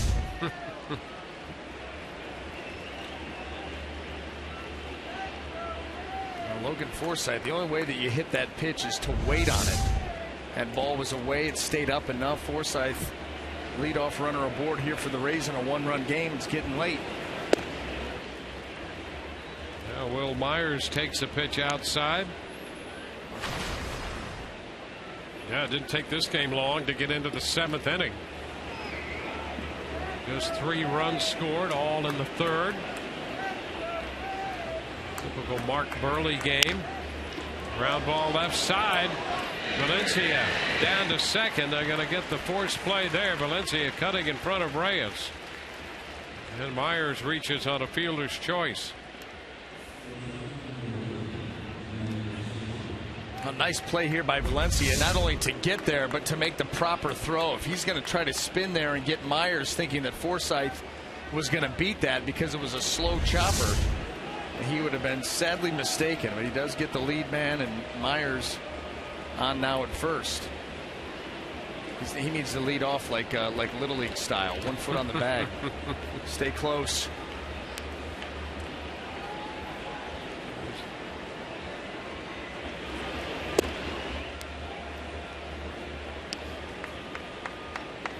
One ball, no strikes on Escobar.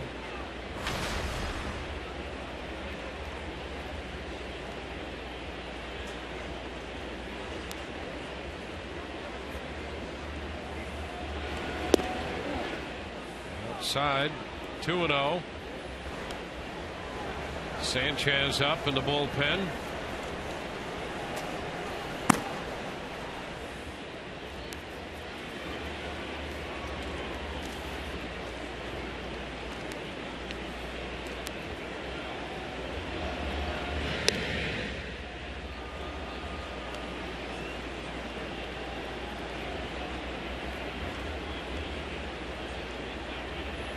The Twins now have a 9-1 lead on the Tigers. That game's in the bottom of the 4th inning in Minnesota.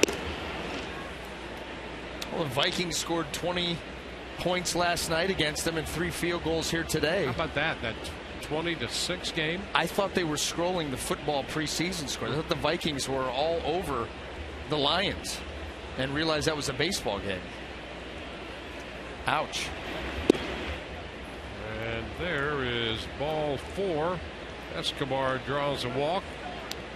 If you dissect that game last night and just go through the first 3 innings of this one.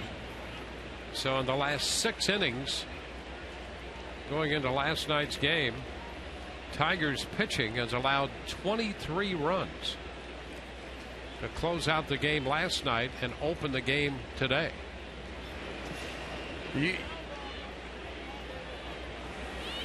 Hey, we do have some football coming up. Florida high school football is back.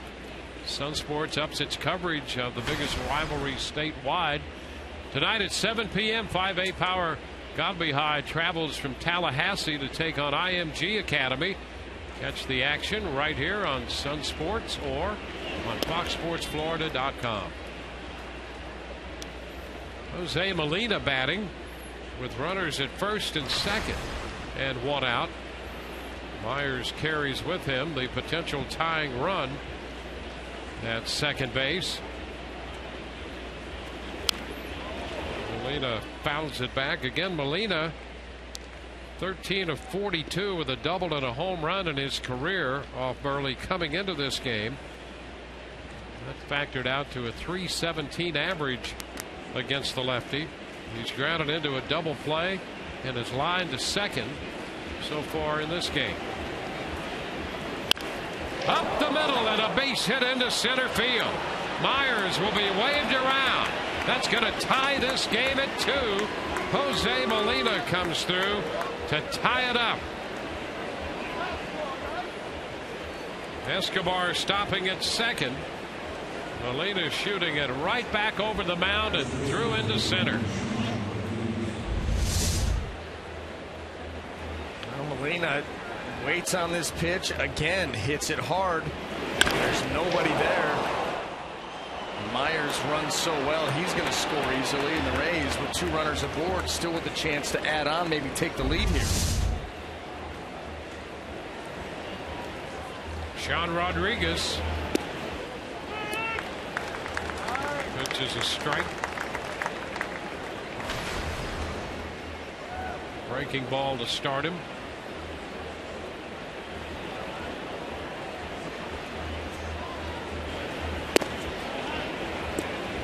Well, the fastball is high. That fastball at 83, 84, 85.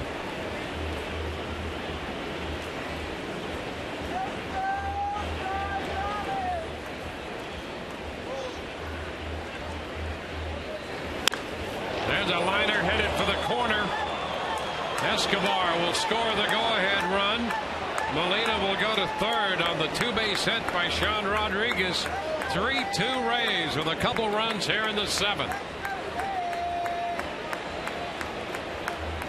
Well, and you know what? For Mark Buehrle, no surprise. The Rays' bottom of the order is getting it done once again, and that has been Mark Buehrle's Achilles heel all season long. That changes right there. A nice job by Sean Rodriguez. As this game is going on, the Rays hitters have become more patient at the plate in allowing that pitch to get to them. And that one will end Buehrle's day. John Gibbons makes the pitching change. 3-2 Rays.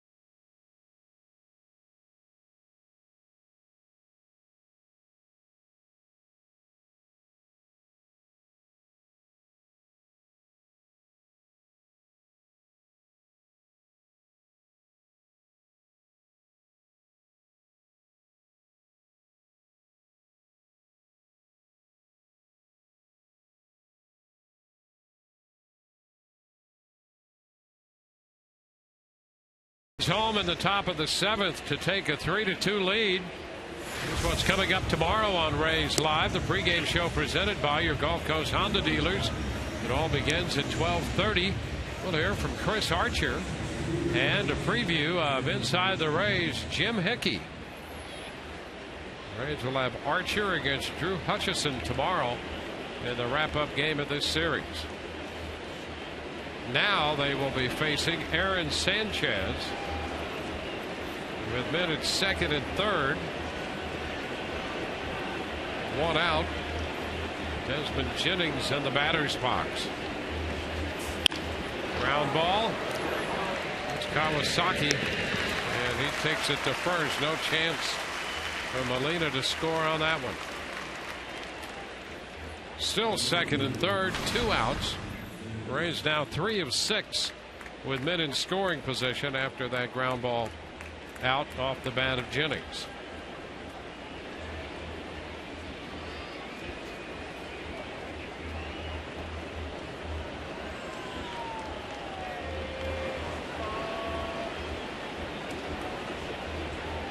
Ben Zobrist.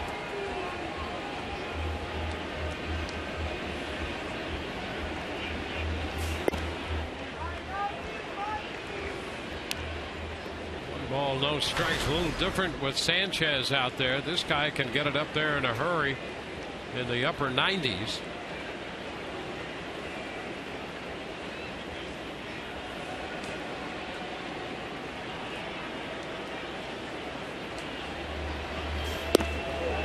Zobrist trying to time him up there, and tough to do at 99. Well, and coming in after Burley, yep, who was twirling it up there at 83, and then you're going to face almost 100.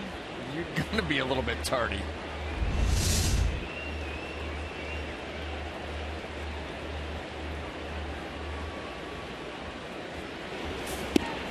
And Zobrist now down in the count, 1-2.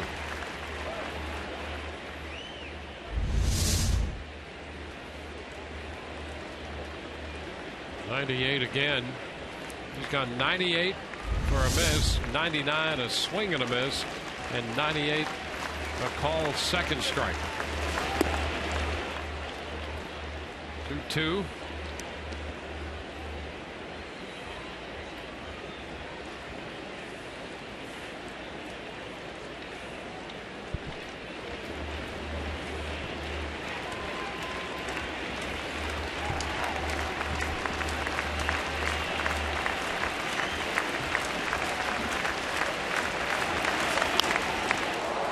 Late, a foul ball out of play.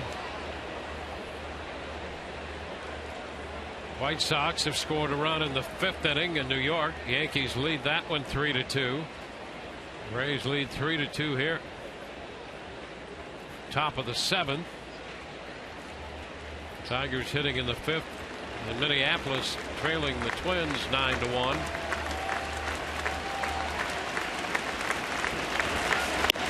Strike 3 call. 99 on the corner, says John Tumpane.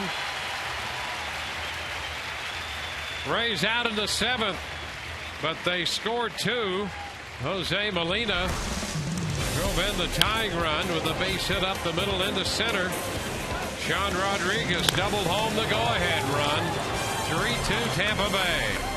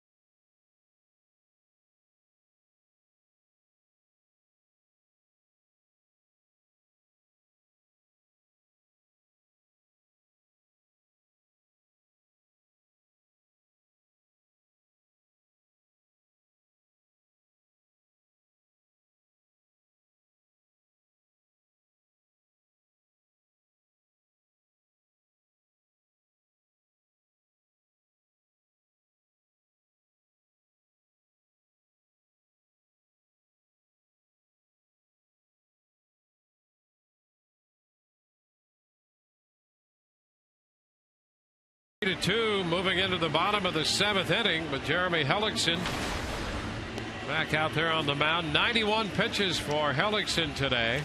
He's pitched well. He has. There was that little blurb against him back in the 3rd inning, but other than that, he's mixed his pitches well. Moved the fastball around. The curve has played a more prominent role today. The changeup's been good, and now he gets an opportunity to go out there here in the latter part of the ball game and work with a lead.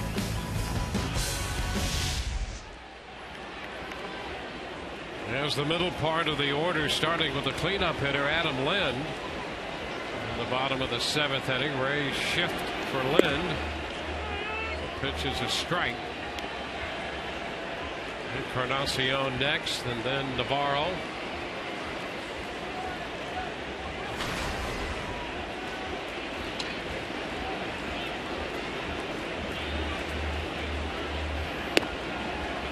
close. That's a ball. 1-1. Brad Boxberger up in the Rays bullpen.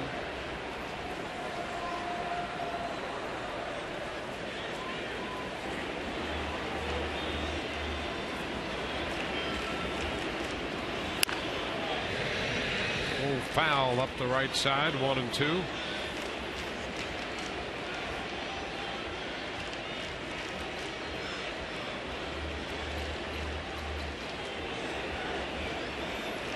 Lynn singled into left field in the second inning off Hellickson.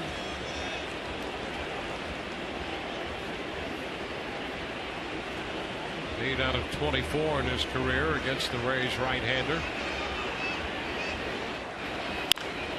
High fly ball back into right. Zobrist going to the track, to the wall. He got it. Ben Zobrist tracks it down in front of the wall. Fine running catch by Zobrist. He had to cover a lot of ground. And a fine play indeed by the Rays right fielder. Well, he saves extra bases here to lead off the inning, and in a one-run game, that means everything. All the ground, the eye on the ball, the leap at the end, and he pulls it in before crashing into the wall and losing his sunglasses. You better believe it.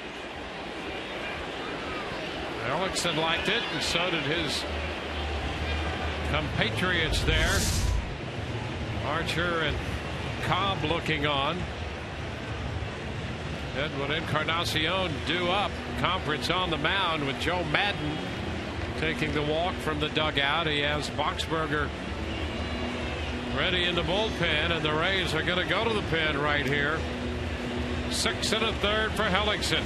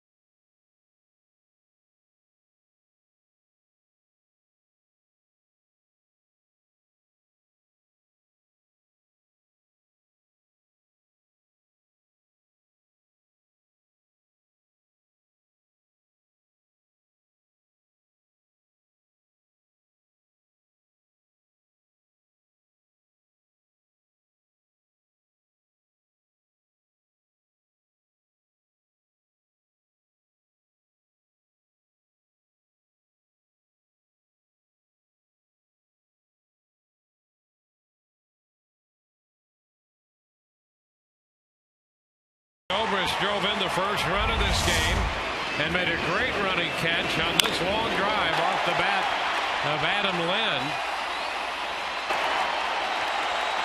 Great route to get there, timing the leap and making the catch. So Hellickson departs after the long drive by Lynn. 6 1/3 for Hellickson.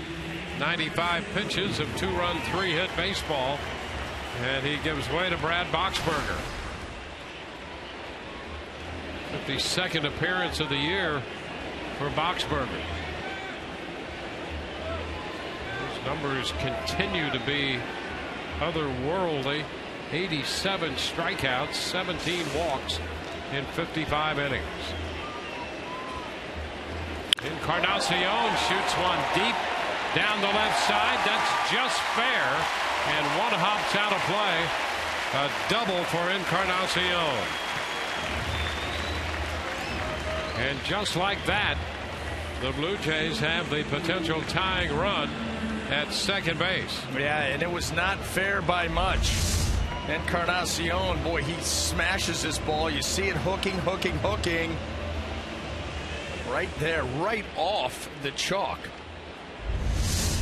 Or paint.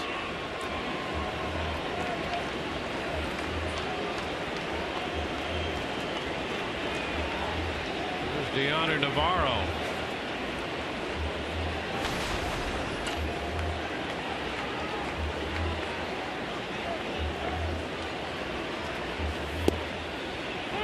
Takes a strike. This ball around 93.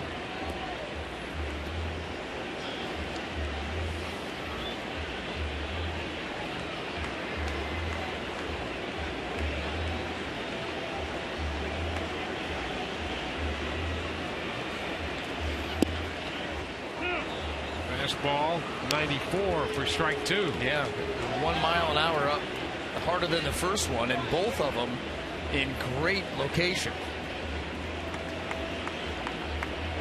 Now, if you're Deoner Navarro, you're just in survival mode. This one toward the line and left, but that's going to be foul. Taking it the other way and slicing it foul. Just was not quick enough. That's the tough thing about facing Brad Boxberger. You've got to account for 93 to 95, and then you've got to account for a changeup that's going to be in that 79 to 82 range. There's a big difference there, and that's tough to cover.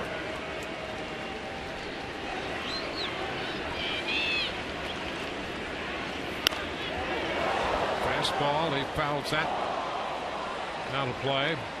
Off to the left. Mariners have put 7 on the board in the 4th at Boston to take a 7-3 lead over the Red Sox.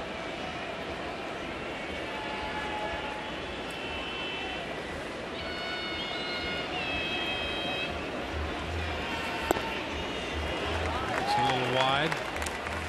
The Rays could use some help from the Red Sox.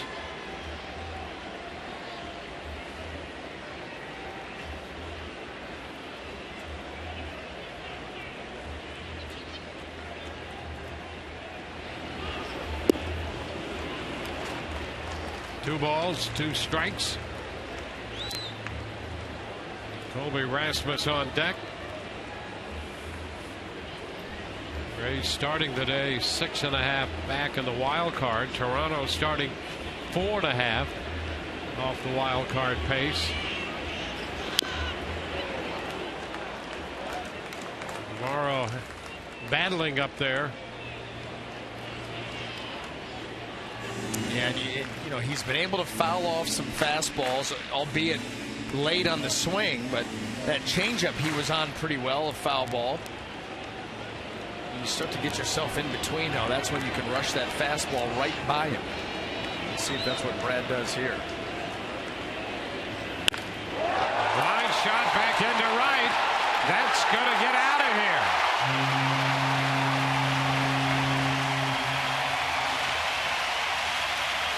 Navarro belts a 2-run home run.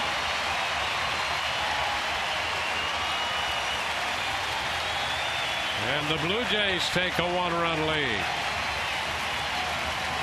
Well, that's exactly what Boxberger tried to do, is to gas that fastball right by him. But look at Navarro.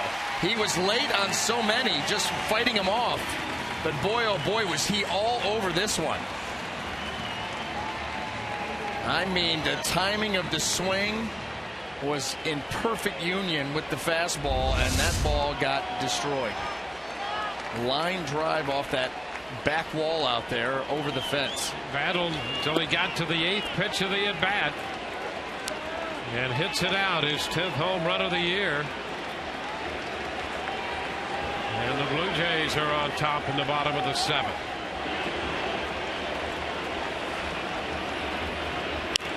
Rasmus lifts one. Left side, foul ball, and it is into the stands, into the first row.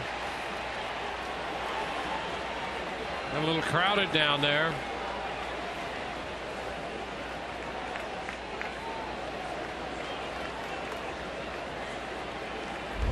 Take a look look at where Longoria was in regard to the security and the stands. Yeah, well, you've got the little cutout there where you've got the advertisements, security running away with a stool, and you had to run from a long way. I mean, they've got the shift on, so Evan Longoria right now is, for all intents and purposes, playing shortstop.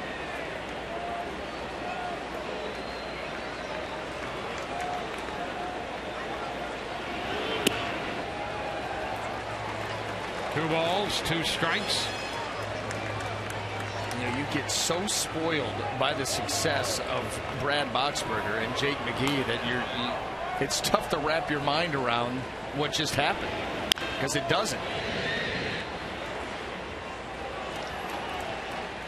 Count still 2-2 here on Rasmus. Yeah, I think that Joe felt you retire Lind, you hit the ball hard. Okay, listen, Jeremy Hellickson, you've done your job. I'm going to go to Boxberger right now, tough part of the lineup, and it was a smoked double, and then Navarro gets one out of here. And both of them were hit extremely hard. Just not used to seeing that.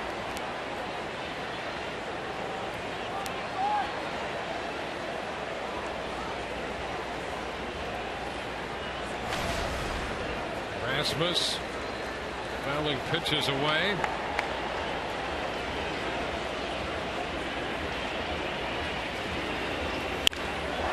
Shot to center field. Jennings will go back. This one's going to be off the wall. Rasmus in with a stand-up double. Double home run and doubled here, greeting Boxberger. Now, I don't know if we've seen 3 hitters in a row put together swings like this on Boxberger that these last 3 Toronto hitters have. But between Encarnacion, Navarro, and Rasmus, you start to wonder, did they see something? Are they picking something up? Well, this was just a spinner right here.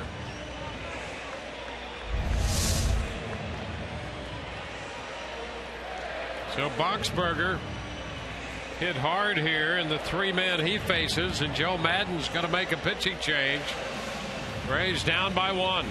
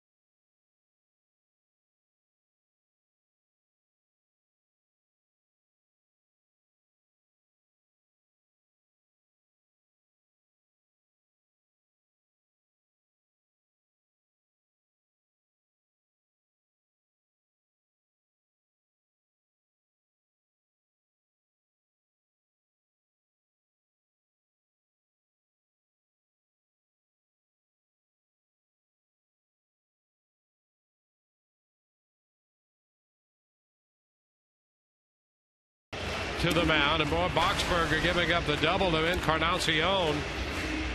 And then Navarro, the switch hitter, batting left, hit the home run, and Rasmus, a left-handed hitter, hit the double off the wall in center field. And a big part of Boxberger's success this year is how he had handled left-handed hitters. They've gone just 6 for 81 off him with 1 home run. 1 extra base hit. Yeah. And it was in May. Cabrera. In May. Cabrera of the Indians. And back-to-back, Navarro and Rasmus, a home run and a double.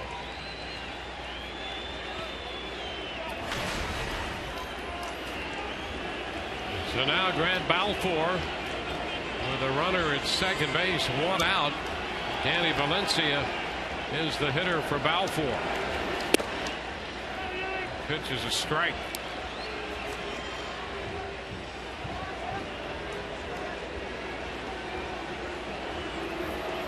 Valencia walked back in the third, scored a run. 0 for 1 on a fly ball to left in the fifth.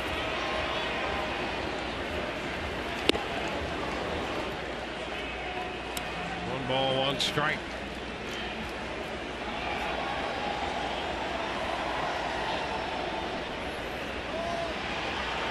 Blue Jay bats have been loud here in the 7th. Lynn hit that shot to right center that Zobrist tracked down at the wall. Had a great running catch on it. Double home run, double against Boxberger. Hard hit ground ball shortstop, and Escobar makes the pickup. Out at first for the second out. Rasmus remains at second.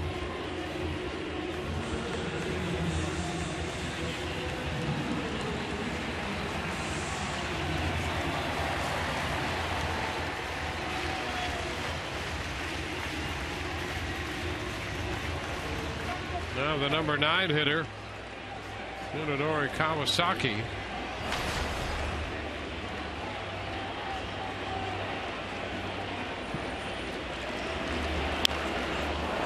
Foul back, fastball, strike 1.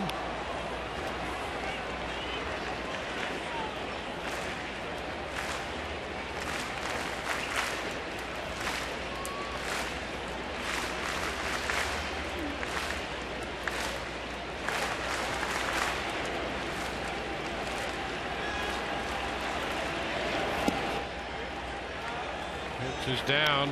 It's 1-1.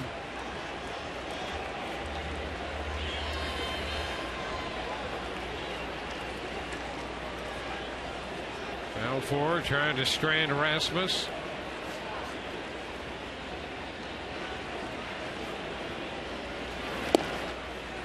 Strike on the inside part of the plate. It's a ball and 2 strikes.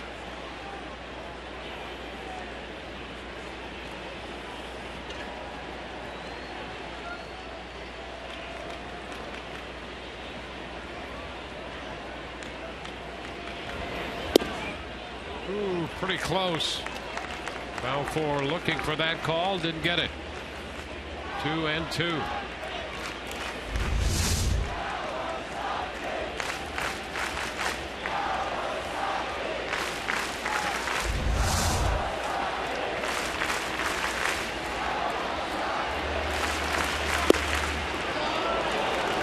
Close again with a fastball. And now it's 3-2. John Tumpane is not taking the bait, and the bait is Molina off the plate, angled back towards it, and trying to present that pitch as a strike. You can see Fox Tracks has them off. I don't know if they're that far off. Ground ball. Escobar from short, out at first.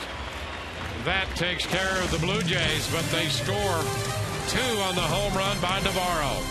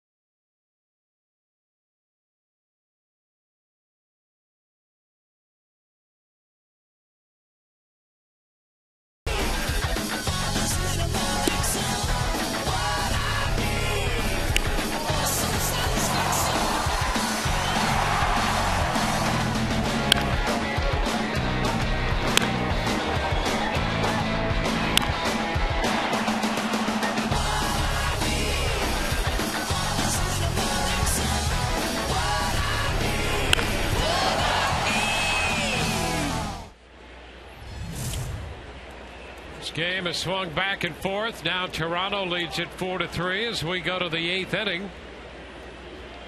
Brandon Guyer due, and the pinch hitter will be Matt Joyce. Joyce hitting against the hard-throwing right-hander Aaron Sanchez.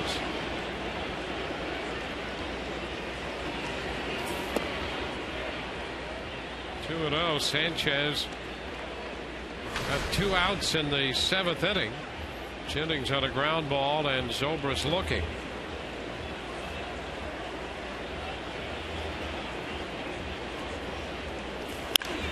High fly ball into center, but Rasmus will have a lot of room, and he makes the catch. Joyce pinch hitting is the first out in the 8th. Now it will be Evan Longoria.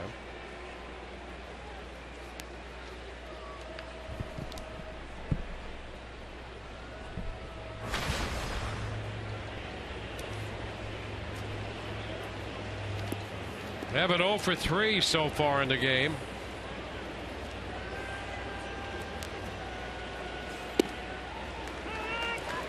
The pitch is a strike.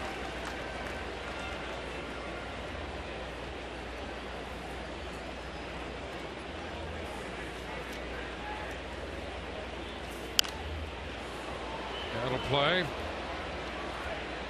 Well, you'd like to see Evan Longoria with those swings that he had in last night's ball game. So quick with the hands and with the decision making as far as how powerful those swings were. We got to protect now. 2 strikes against a hard throwing Sanchez.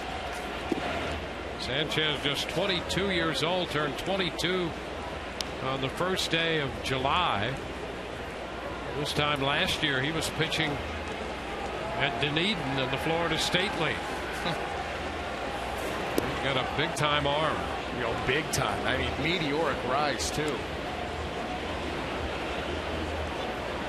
But you know what? If you can command it and throw strikes, and you're working with close to 100 miles an hour, good breaking ball, you're gonna rip. Outside. Count is full.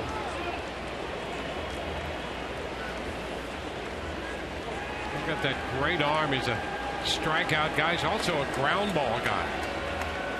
Late action. And a cut and a miss. He strikes out Longoria at 99. That was the combination right there. The strikeout with a pitch that'll get a lot of ground balls. This one maybe a little bit too far down, but watch this thing take off.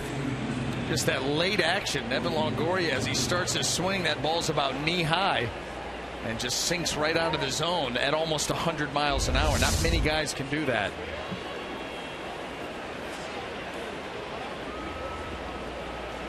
Base is empty.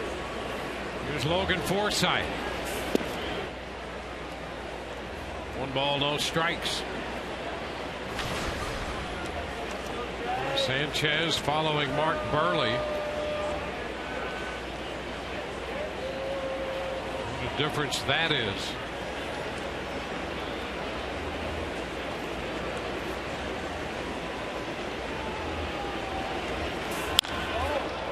And a fly ball lifted into center.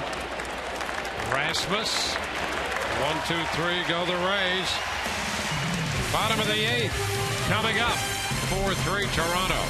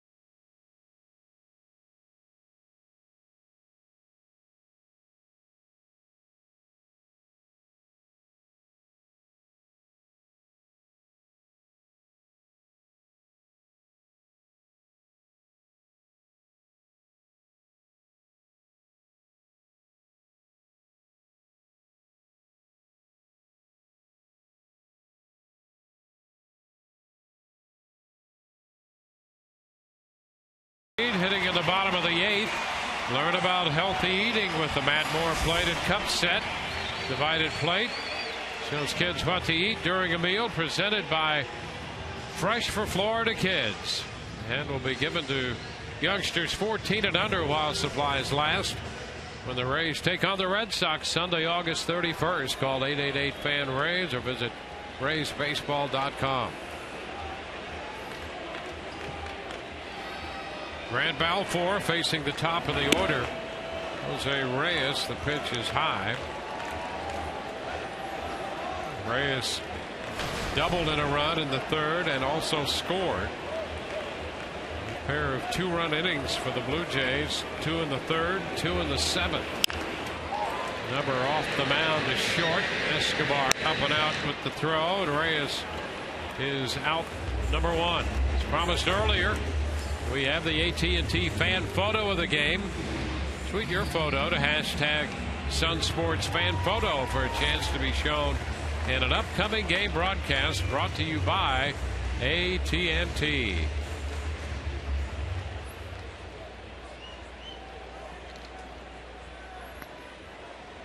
Melky Cabrera doubled in a run in the 2-run 3rd. First pitch to him is a strike.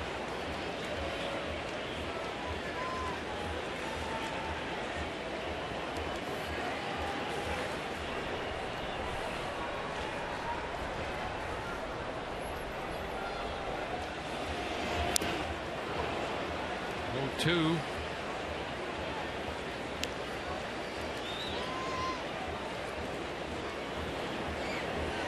Quick shot of Casey Jansen.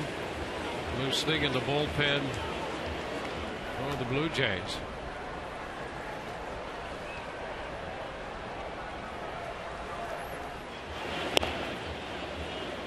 1 ball, 2 strikes.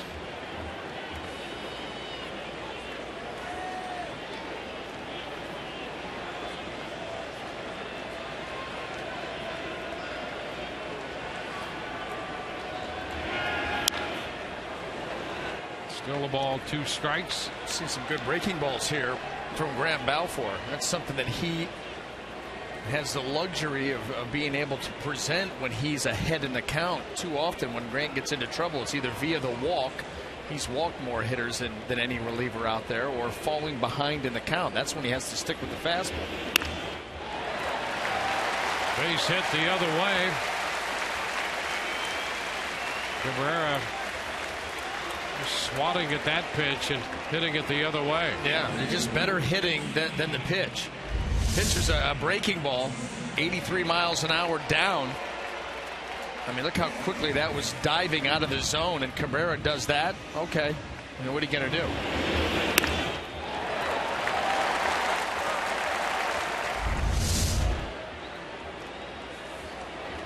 There's Jose Bautista.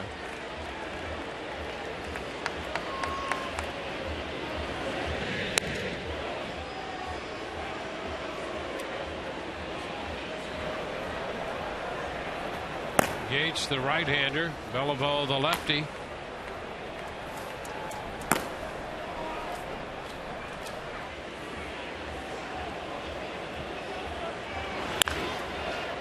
Outside of 3rd, foul.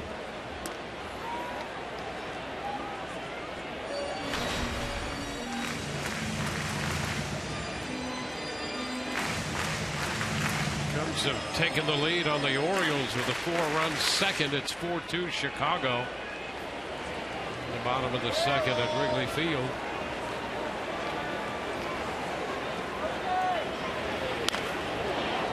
Balfour trying to get through the bottom of the 8th, unscored upon. The Rays currently down 4-3. Leonardo Navarro's 10th home run of the year, the difference in this game.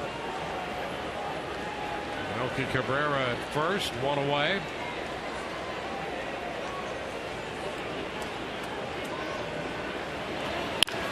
Ground ball second, Forsythe Escobar, that's 1. First base 2, 4-6-3 on the double play. We're headed into the 9th inning here. Rays down by 1.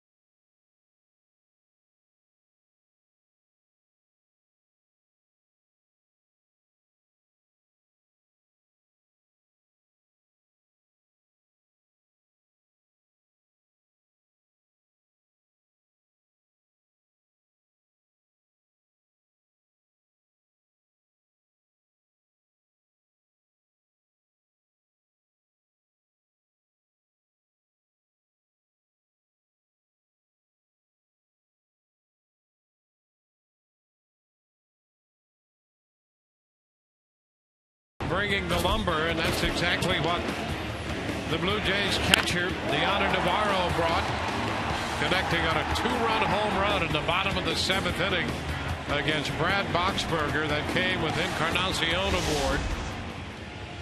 Gave the Blue Jays the lead 4-3, and they carry that lead into the 9th. Casey Janssen, their closer, comes on. Burley 6 1/3. Aaron Sanchez 1 2/3, and now Janssen. Well, Jansen's not going to walk you. You can see 5 walks in 34 1/3 innings, but he does have 3 blown saves. Not going to overpower you either. There's Will Myers. He comes out swinging and fouls the first pitch out of play. Strike 1. Jansen's most recent outing 3 days ago against the Brewers in Milwaukee. Pitched an inning, gave up nothing, struck out 2.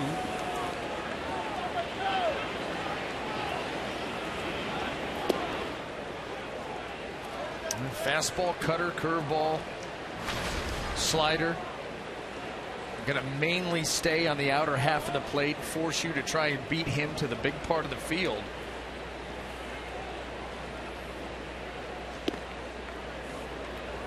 Two balls and a strike.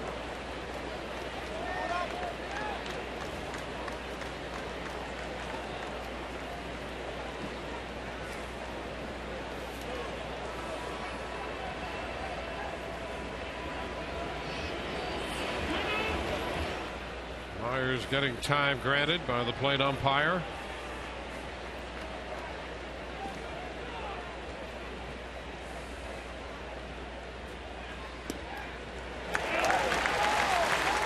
The knees for a strike.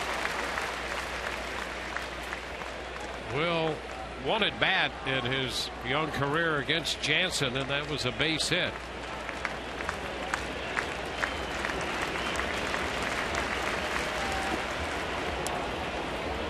Full count. Well, you're just looking for a base runner.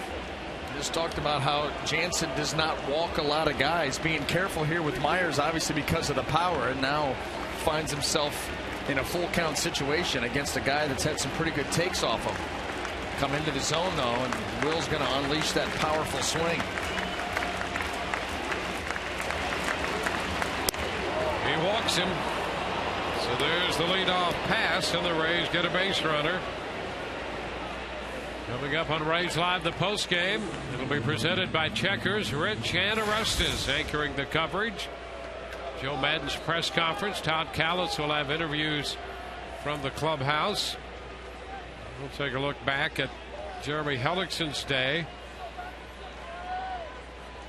It's coming up after the coverage of the Rays and the Toronto Blue Jays, middle game of this series. I think the way that Jansen went about attacking Will Myers bodes well for the Rays. He did not attack. He pitched not around him, not afraid, but very, very cautious.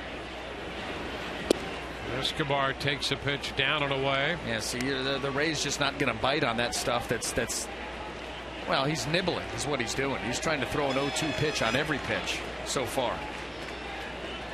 Rays only need one. Escobar singled in the 3rd. He walked and scored in the 7th. Called out on strikes in between in the 4th inning. He is 1 for 4 in his career against Jansen. That hit a home run. And there's a towering fly ball to center. Rasmus makes the catch. 1 away. So with 1 on and 1 out here in the 9th inning, Molina Stu and Kevin Kiermaier will come off the bench to pinch hit. Let's take another look at that pitch to Escobar. Oh boy, he just was a hair early. Just a hair early. That was a good pitch to hit. A mile an hour or 2 harder would have made all the difference. That's how small the margin for error can be at times.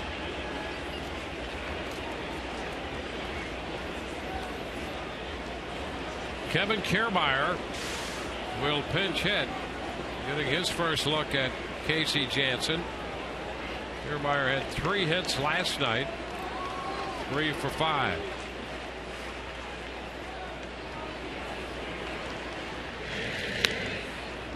Myers back in. So the Rays with Kiermaier up here. And James Loney is on deck.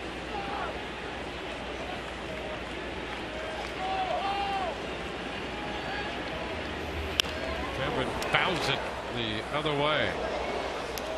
Well, there have been 3 stolen bases off Jansen this year. Nobody caught. Will Myers runs well. He had a stolen base in last night's game.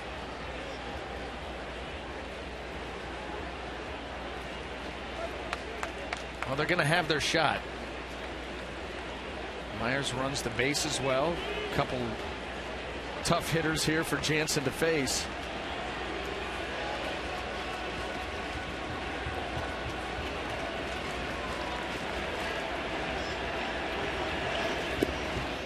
Kiermaier, a good takedown. 1-1.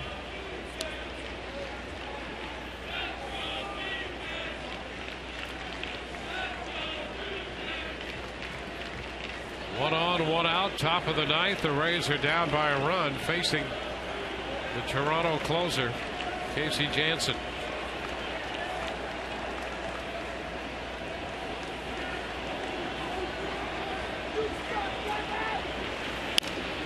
Line drive, that's going to be over the head of Reyes and into left, pushing Myers up to second base, and Kiermaier comes through with a pinch hit single the other way. Well, lead off walks. It puts you into trouble. Runner aboard, pitch away. Kiermaier gets enough of it. You can see them right off the label. Reach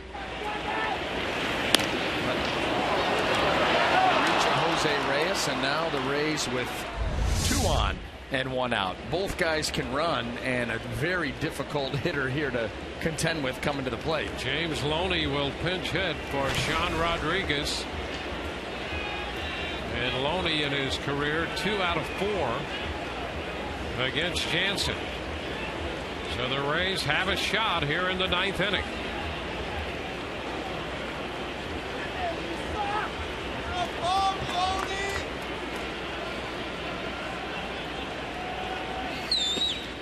It's just too low to Loney.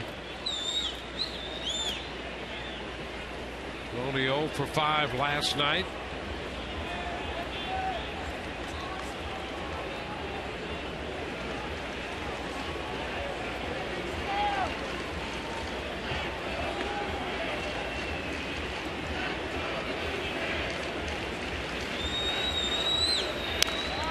Foul ball back, had a good cut at the fastball. It's 1-1. The whole tone of this inning was set with the Myers at bat, and that was he really cautious approach. It was very cautious, nibbling, a lot of off speed. A guy full count curveball that he missed badly on, and that's kind of set everything up here for the Rays. And you get the feeling that Loney's going to hit a ball hard somewhere. To take down and in. And to their credit, they're being patient. They're not being over aggressive and just letting Casey Jansen dig his own hole in the count.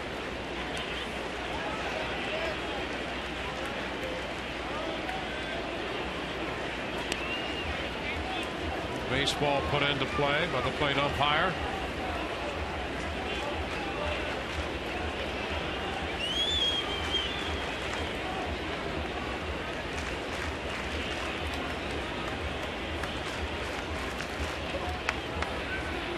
Two and 1.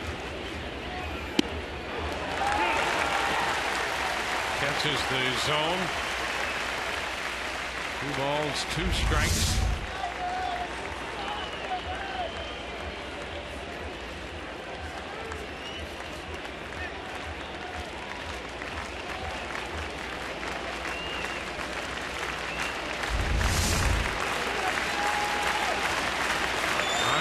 Second, Kiermaier at first. Loney, a line drive base hit over the head of Valencia. Up the line. Myers will score. Kiermaier rounds third, and he is out trying to get back.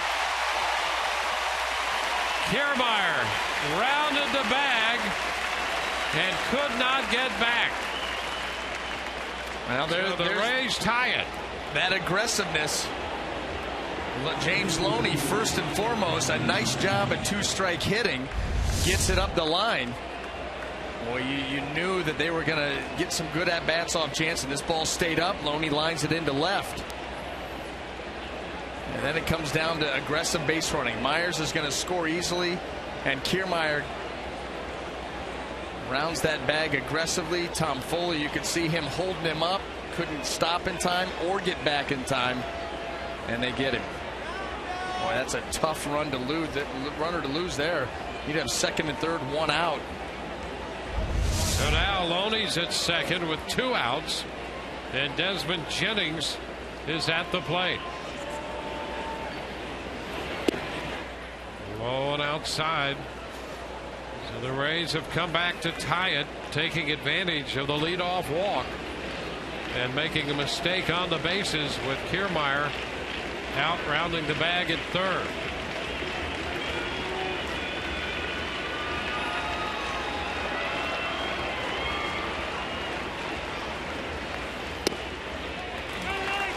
Strike to Jennings.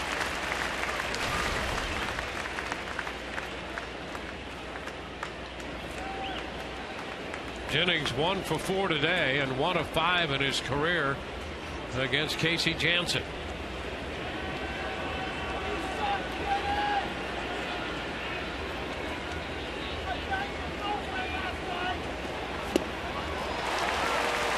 Down 1 and 2. This is the breaking ball. McGee and Peralta now up in the Rays bullpen.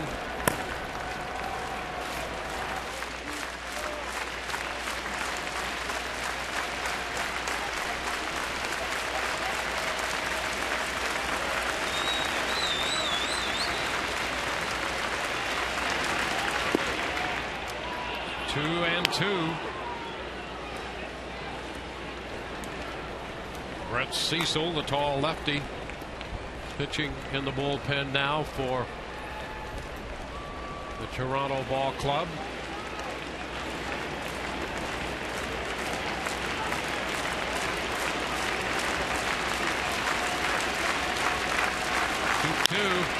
Ground ball shortstop. Reyes with the throw to first. Well, the Rays tie it. Loney lined a double into the corner. That chased home Myers. Kiermaier caught rounding third. This game tied 4-4.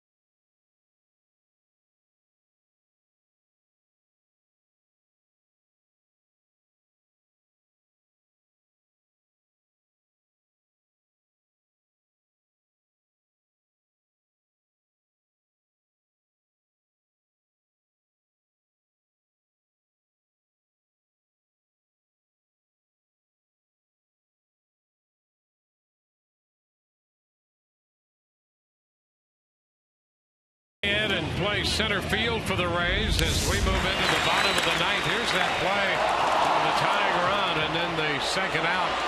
Kiermaier out at third. Watch the hold right there. The hold comes late. Kiermaier has already reached the dirt when the hold sign comes up. You know, Kiermaier always going hard. He's a step outside of the dirt. He does his best there to put the brakes on, and just not able to get back at that point. And just, it's a tough play for the Rays there, because that would have left them second and third, one out. So Kiermaier's in center. Jennings departs. Casale, who takes over behind the plate, will go into the leadoff spot. The new pitcher for the Rays will be Joel Peralta as he faces Adam Lynn.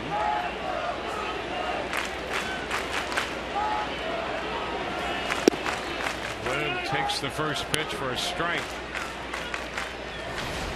A 4-4 tie.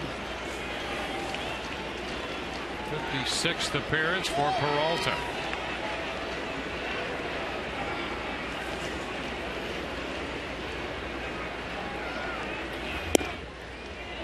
Couple of strikes to Lynn.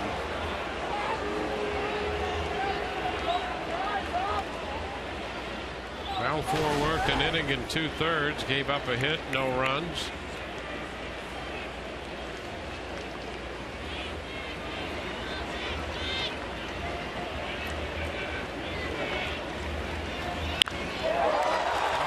Side, that's going to be pulled foul, out of play. Hellickson 6 1/3. He gave up 2 runs, 3 hits. Boxberger faced 3 men, gave up 3 hits, 2 runs, including a home run to Deotter Navarro. Balfour an inning and 2/3, scoreless, and here's Peralta facing Lind.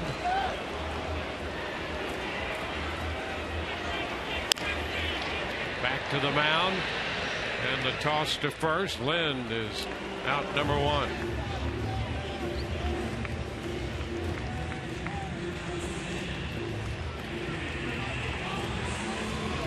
Oh, Edwin Encarnacion.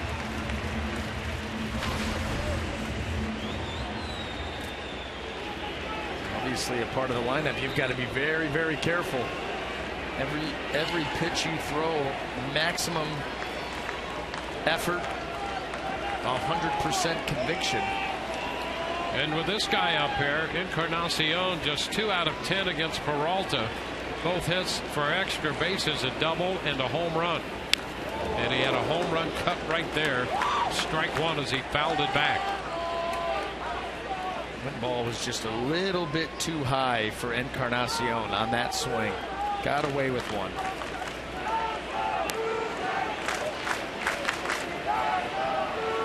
Encarnacion doubled to greet Boxberger.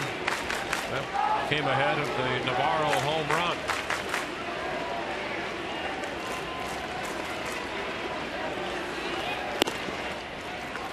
Upstairs, 1-1.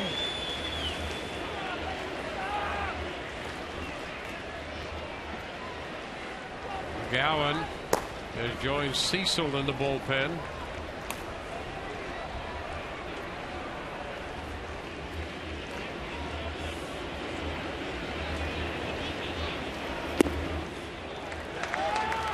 Two balls and a strike.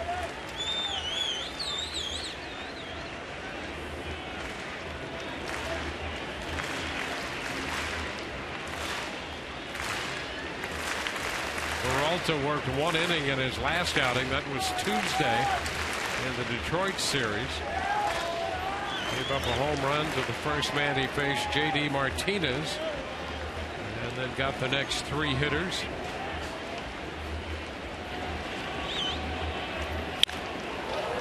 Down to third. Longoria is shaded toward the line there with this tie game in the bottom of the 9th. And so he throws out Encarnacion, 2 gone. Deotter Navarro, and here's a look at the home run he hit in the 7th. Well, he got a pitch out over the plate. He had put on a pretty good at-bat, fouling off some tough pitches, getting a good look at Brad Boxberger, and that was one of 3 guys who put some really good swings, uncharacteristic, on Boxberger to chase him from this game. shift on for Navarro, and the pitch is high, 1-0. Peralta has been touched for a home run in each of his last 2 outings. Mark Teixeira got him in the 8th inning of the Sunday game against the Yankees, and then the previously mentioned home run in the Detroit series.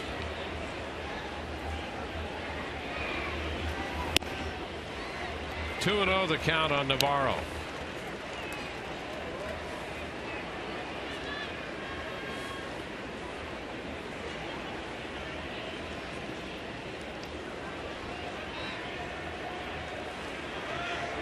Rays led 1-0, trailed 2-1, led 3-2, trailed 4-3. We're now tied 4-4, and there's a strike to Deoner Navarro.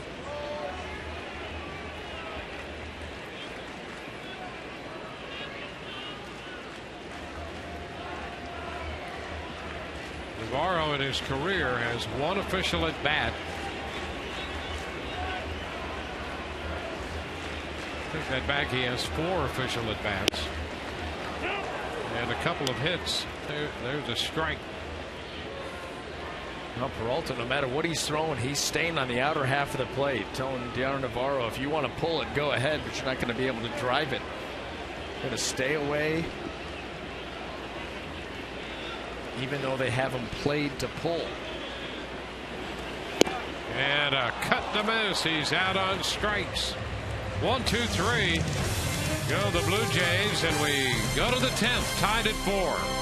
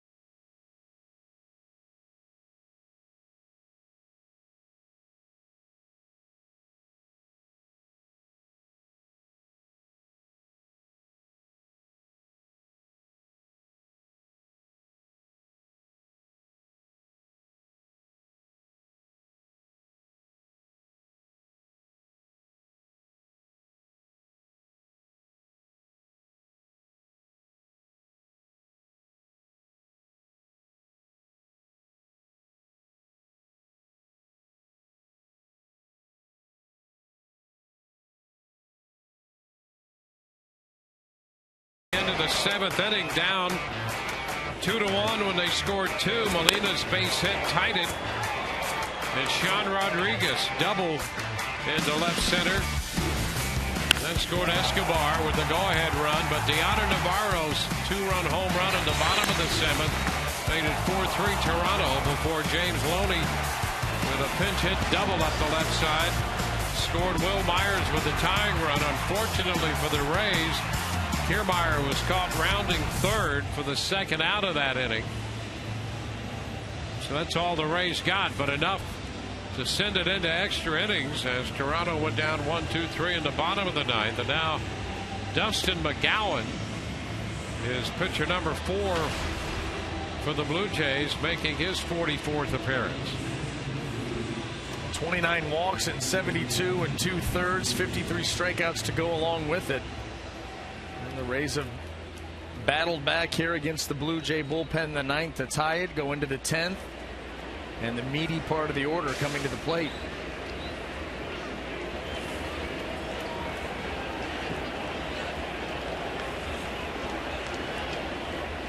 Ben Zobrist to lead off against McGowan, and the first pitch is a ball. Last time the Rays saw McGowan was at Tropicana Field in the series leading up to the All-Star break, and he struggled with his control. 2-0 to Zobrist.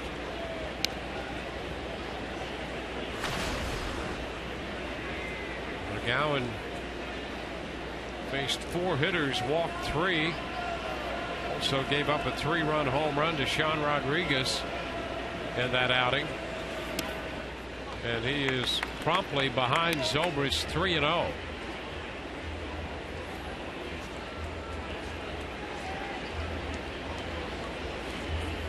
Matt Joyce will be next, and then Evan Longoria.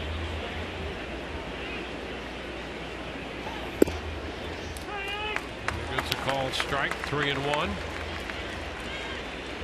Well, good arm, but if you're constantly putting yourself into bad counts, you open yourself up for not a whole lot of success. And Ben Zobrist, he can take a walk here, should get a pretty good pitch to hit. And lines it into center. There's an opening base hit for Zobrist in the 10th. The 11th Rays hit. There it is. Fall behind 3-0. And you're either going to take your walk or he's going to lay one out over the plate for you. Here it is. This ball gets drilled right back up the middle.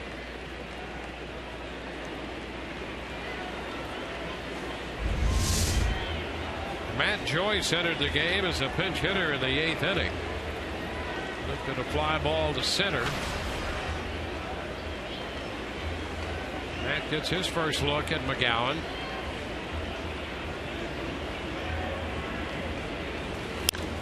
And pops it up. Reyes at shortstop. 1 away.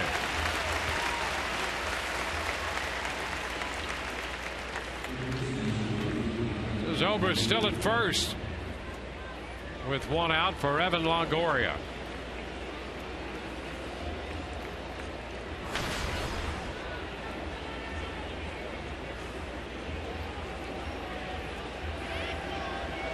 Evan looking for his first hit of the day. He jumped on a fastball in last night's game in his first trip up there and hit it out. Takes this fastball up. 1 ball, no strikes.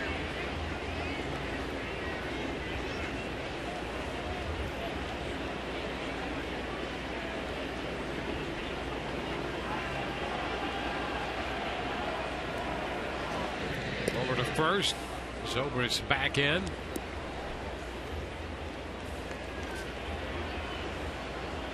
Well, if I'm Evan, sitting right now on that fastball and hoping for a mistake out over the plate.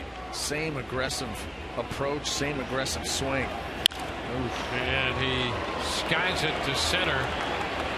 Went after the fastball, and Rasmus is there for this one. That was so similar to the ball that he hit out last night off Stroman. Such a similar pitch in a similar location, and that one just missed.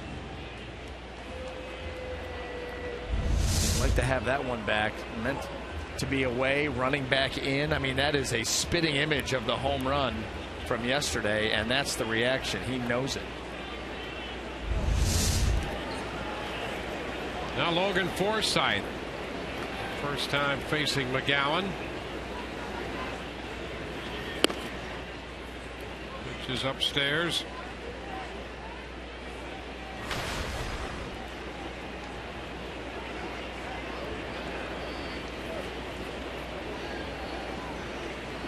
Rays 4 runs, 11 hits. Tied it in the 9th. We're in the 10th.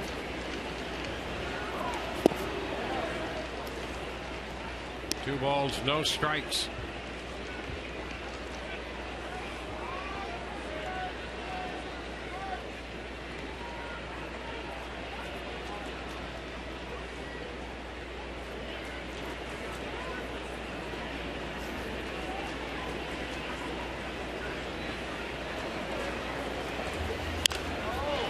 Back, fastball, 2-0.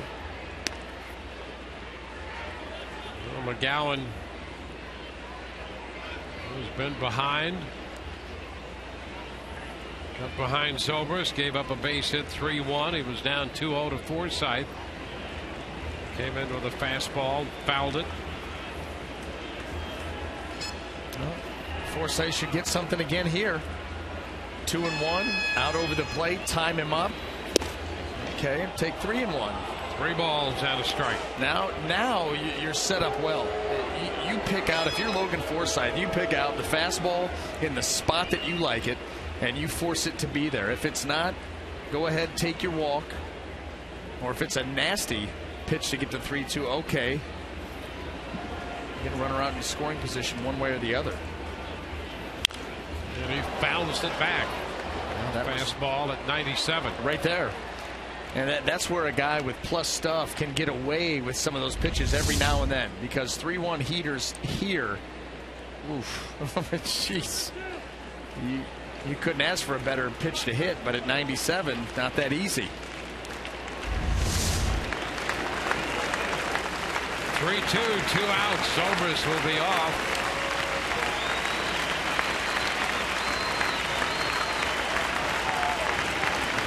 Forsythe takes ball 4. So the Rays will get Zobrist into scoring position.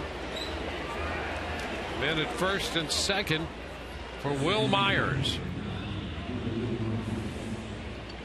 This is right up Will Myers' alley. Pitch out over the plate, thigh high to belt high. That is right in his wheelhouse. Well, he has 2 at bats and an additional plate appearance against McGowan. Well, last night, an 8th inning home run. He needs first hit since coming off the DL.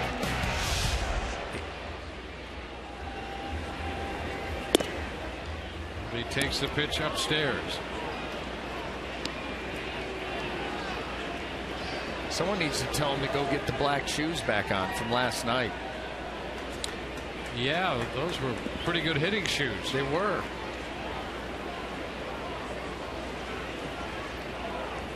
Now and missed with the slider on that first pitch. Down with a fastball. Now, 1 out of 2 with a walk against McGowan. I just want the hit here, whether it be a blast 3-run homer, a gap, or whatever. I just want it to happen so that Todd can interview Will as soon as the game's over. That's what I'm interested in. That's a lot to look forward to. It is. A lot on these pitches here. Fly ball back into right toward the line. Bautista is there and makes the catch just before he crossed into foul territory. Rays leave 2. We go to the bottom of the 10th, tied at 4.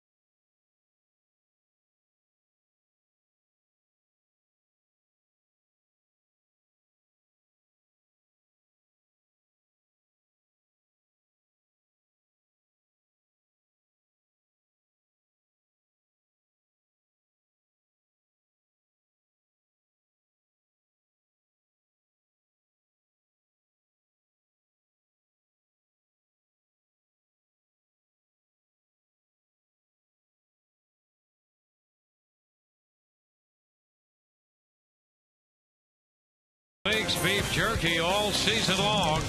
Jack League's beef jerky, feed your wild side.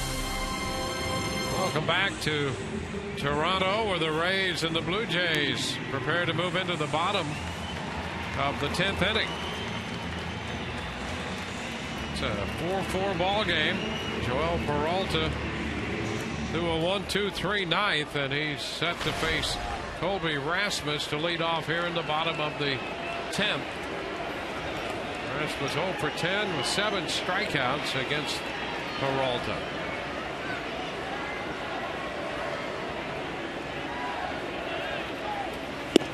And misses the fastball, strike one. Valencia due next, and then Kawasaki.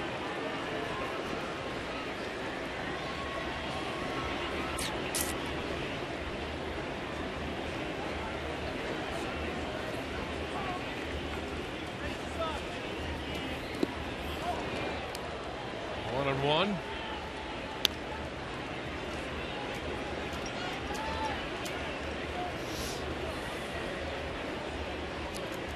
Hellickson pitched the first 6 1/3, then Boxberger, Balfour, now Peralta.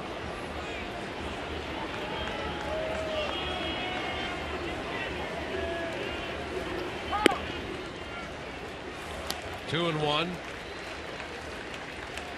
Twins scored 3 more in the bottom of the 7th on the Tigers. Minnesota now batting in the 8th, leading 12-4 after beating the Tigers last night 20-6.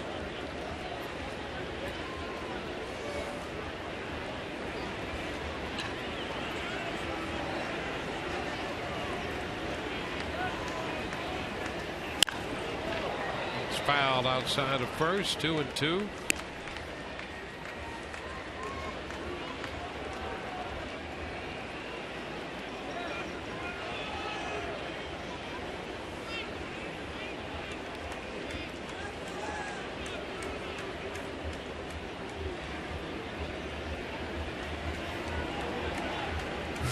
Forearm tattoo. High energy level. Yeah. Oh, a bunt. And a good one. On 2-2, Rasmus pulls a surprise and bunts his way on the first hit he's ever had off Peralta. Wow. Wow is all I got to say. He caught everybody. I dropped my pen. I mean, with 2 strikes, you're thinking to yourself, okay, put him away here. And look at Rasmus. Boy, oh boy, and that was so well done. Just catching that ball and deadening it out in front of the plate. And then hustling down the line. My goodness. Well, he's taking a page out of the Rays book with that one. Yeah. And then some. Yeah, I mean, unpredictable. Well, he's 0 for 10 with 7 strikeouts against Peralta. He's at 2-2. Really hadn't come close to contact, so he bunts. And the Blue Jays have the leadoff man on in the bottom of the 10th. Valencia.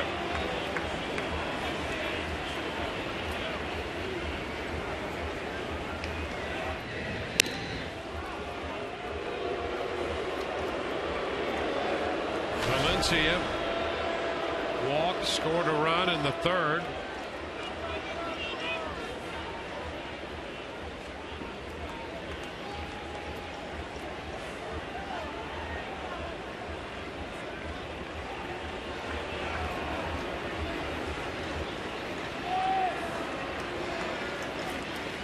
Valencia tries to bunt and bunts it foul.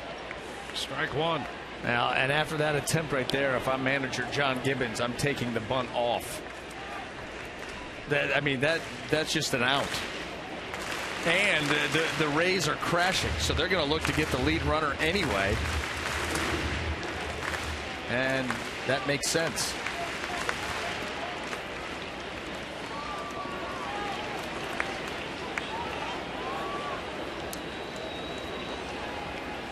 Rasmus off first.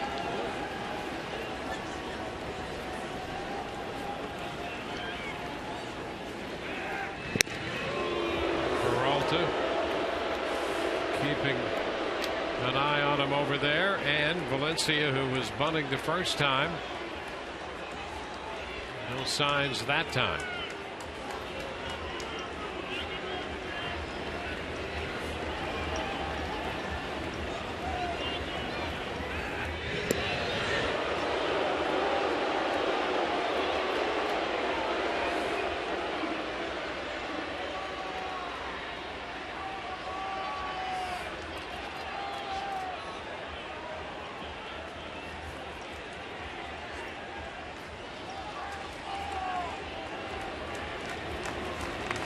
Rasmus, the lead. And the bunt is bunted foul, so they kept the bunt on. Why? Valencia down 0-2. There was nothing of these last two attempts by Valencia that tells you that he's ever able to get the bunt down. The bat's not in the proper position. He's not out in front of the plate. He's reaching, lunging. Everything wrong right there. Jabbing at the ball. I mean, you just don't even put it on. It's a waste of time. Or at least after the first one, take it off. Yeah. 0-2. Fouls it out of play.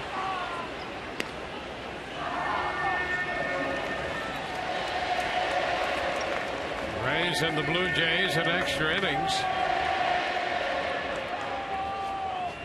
Toronto 3-3 in extra innings. The Rays 5-7 on the year. Rays had a man at second. Left him there in the top of the 10th.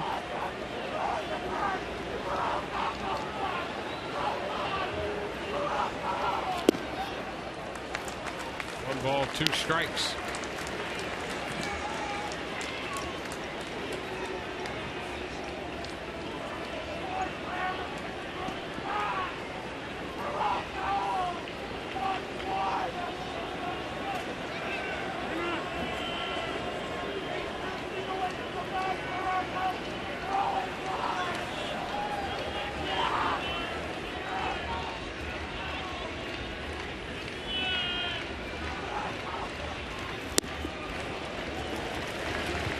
Count stands at 2-2.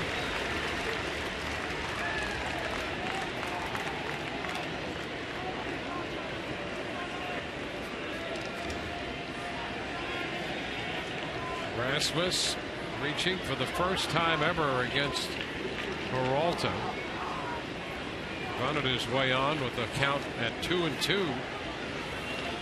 It's now 2-2 to Valencia. And he strikes him out. Well, they got Valencia reaching and lunging on that pitch as he was trying to bunt. Yeah, just a regrettable at bat for Danny Valencia. 2 attempts at the bunt and then that chase swing. Not a good turn here for number 15.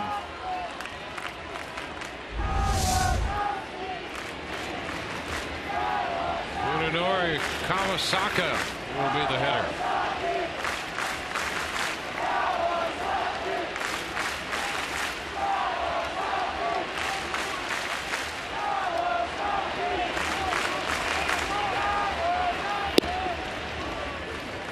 It's a ball. 1-0. Kawasaki 1 out of 2 in his matchups with Peralta.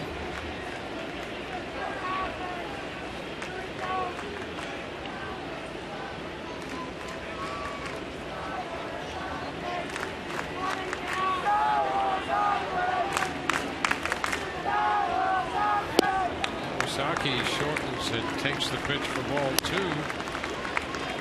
2-0.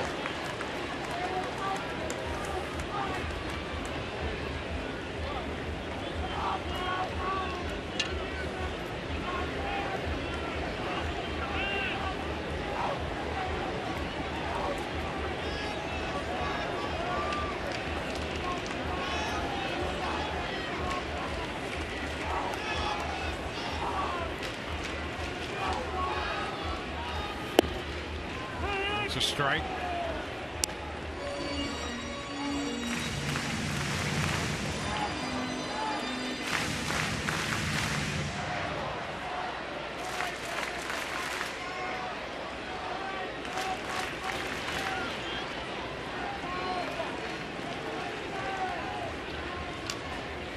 Check on the runner at first. And now it's 3 balls and a strike to count to Kawasaki. Yeah, you don't want to lose him. Well, you've got Reyes top of the order on deck. Right on.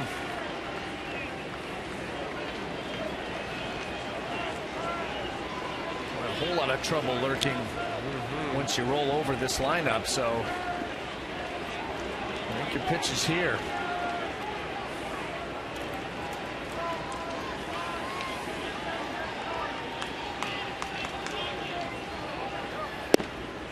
And the strike at the top of the order coming up next. That's why that bunt play on 2-2 was so big for the Blue Jays and Rasmus, especially given the history in this matchup of Peralta and Rasmus. He had not done a thing in 10 at-bats against Peralta until he bunted his way on to start the bottom of the 10th on a 2-2 count.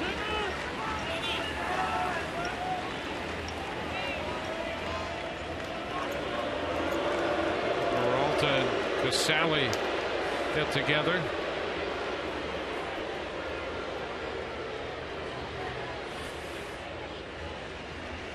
Rays and the Blue Jays tomorrow. Chris Archer goes to the mound. Drew Hutchison for the Blue Jays, and our coverage on Sun Sports begins at 12:30 tomorrow. Third game of the road trip and the wrap-up game of this series before the Rays head into Baltimore.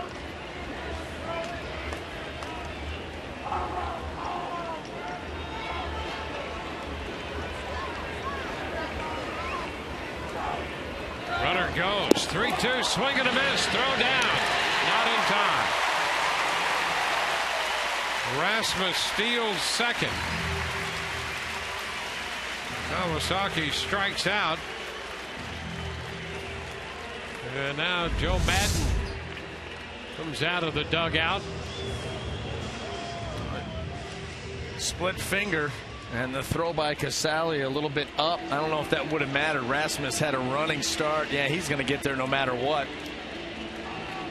But he's there now with 2 outs instead of 1. Pitching change coming here for the Rays with Reyes due up.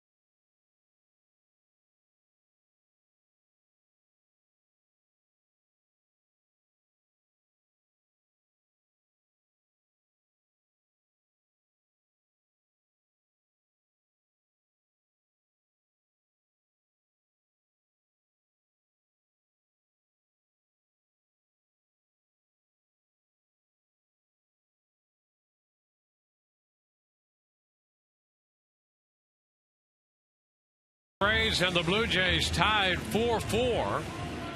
Rays make a pitching change on the strikeout of Kawasaki.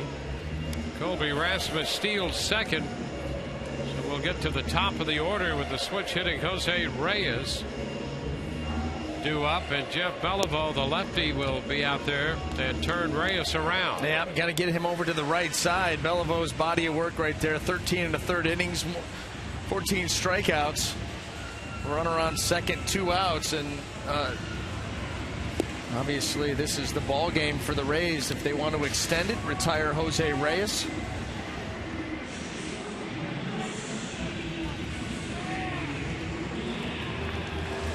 Beliveu's going to get him a different look too. Not only are you flipping him to the right side, but Beliveau has got that interesting arm angle, that lower 3/4. Going to bore that ball in on him. There's the splits for Reyes. 268 against lefties, and .303 against right-handers. So it's Rasmus at second base, 2 outs, and Beliveau to Reyes. Ground ball into left. Joyce with the pickup, throw to the plate. This game is over.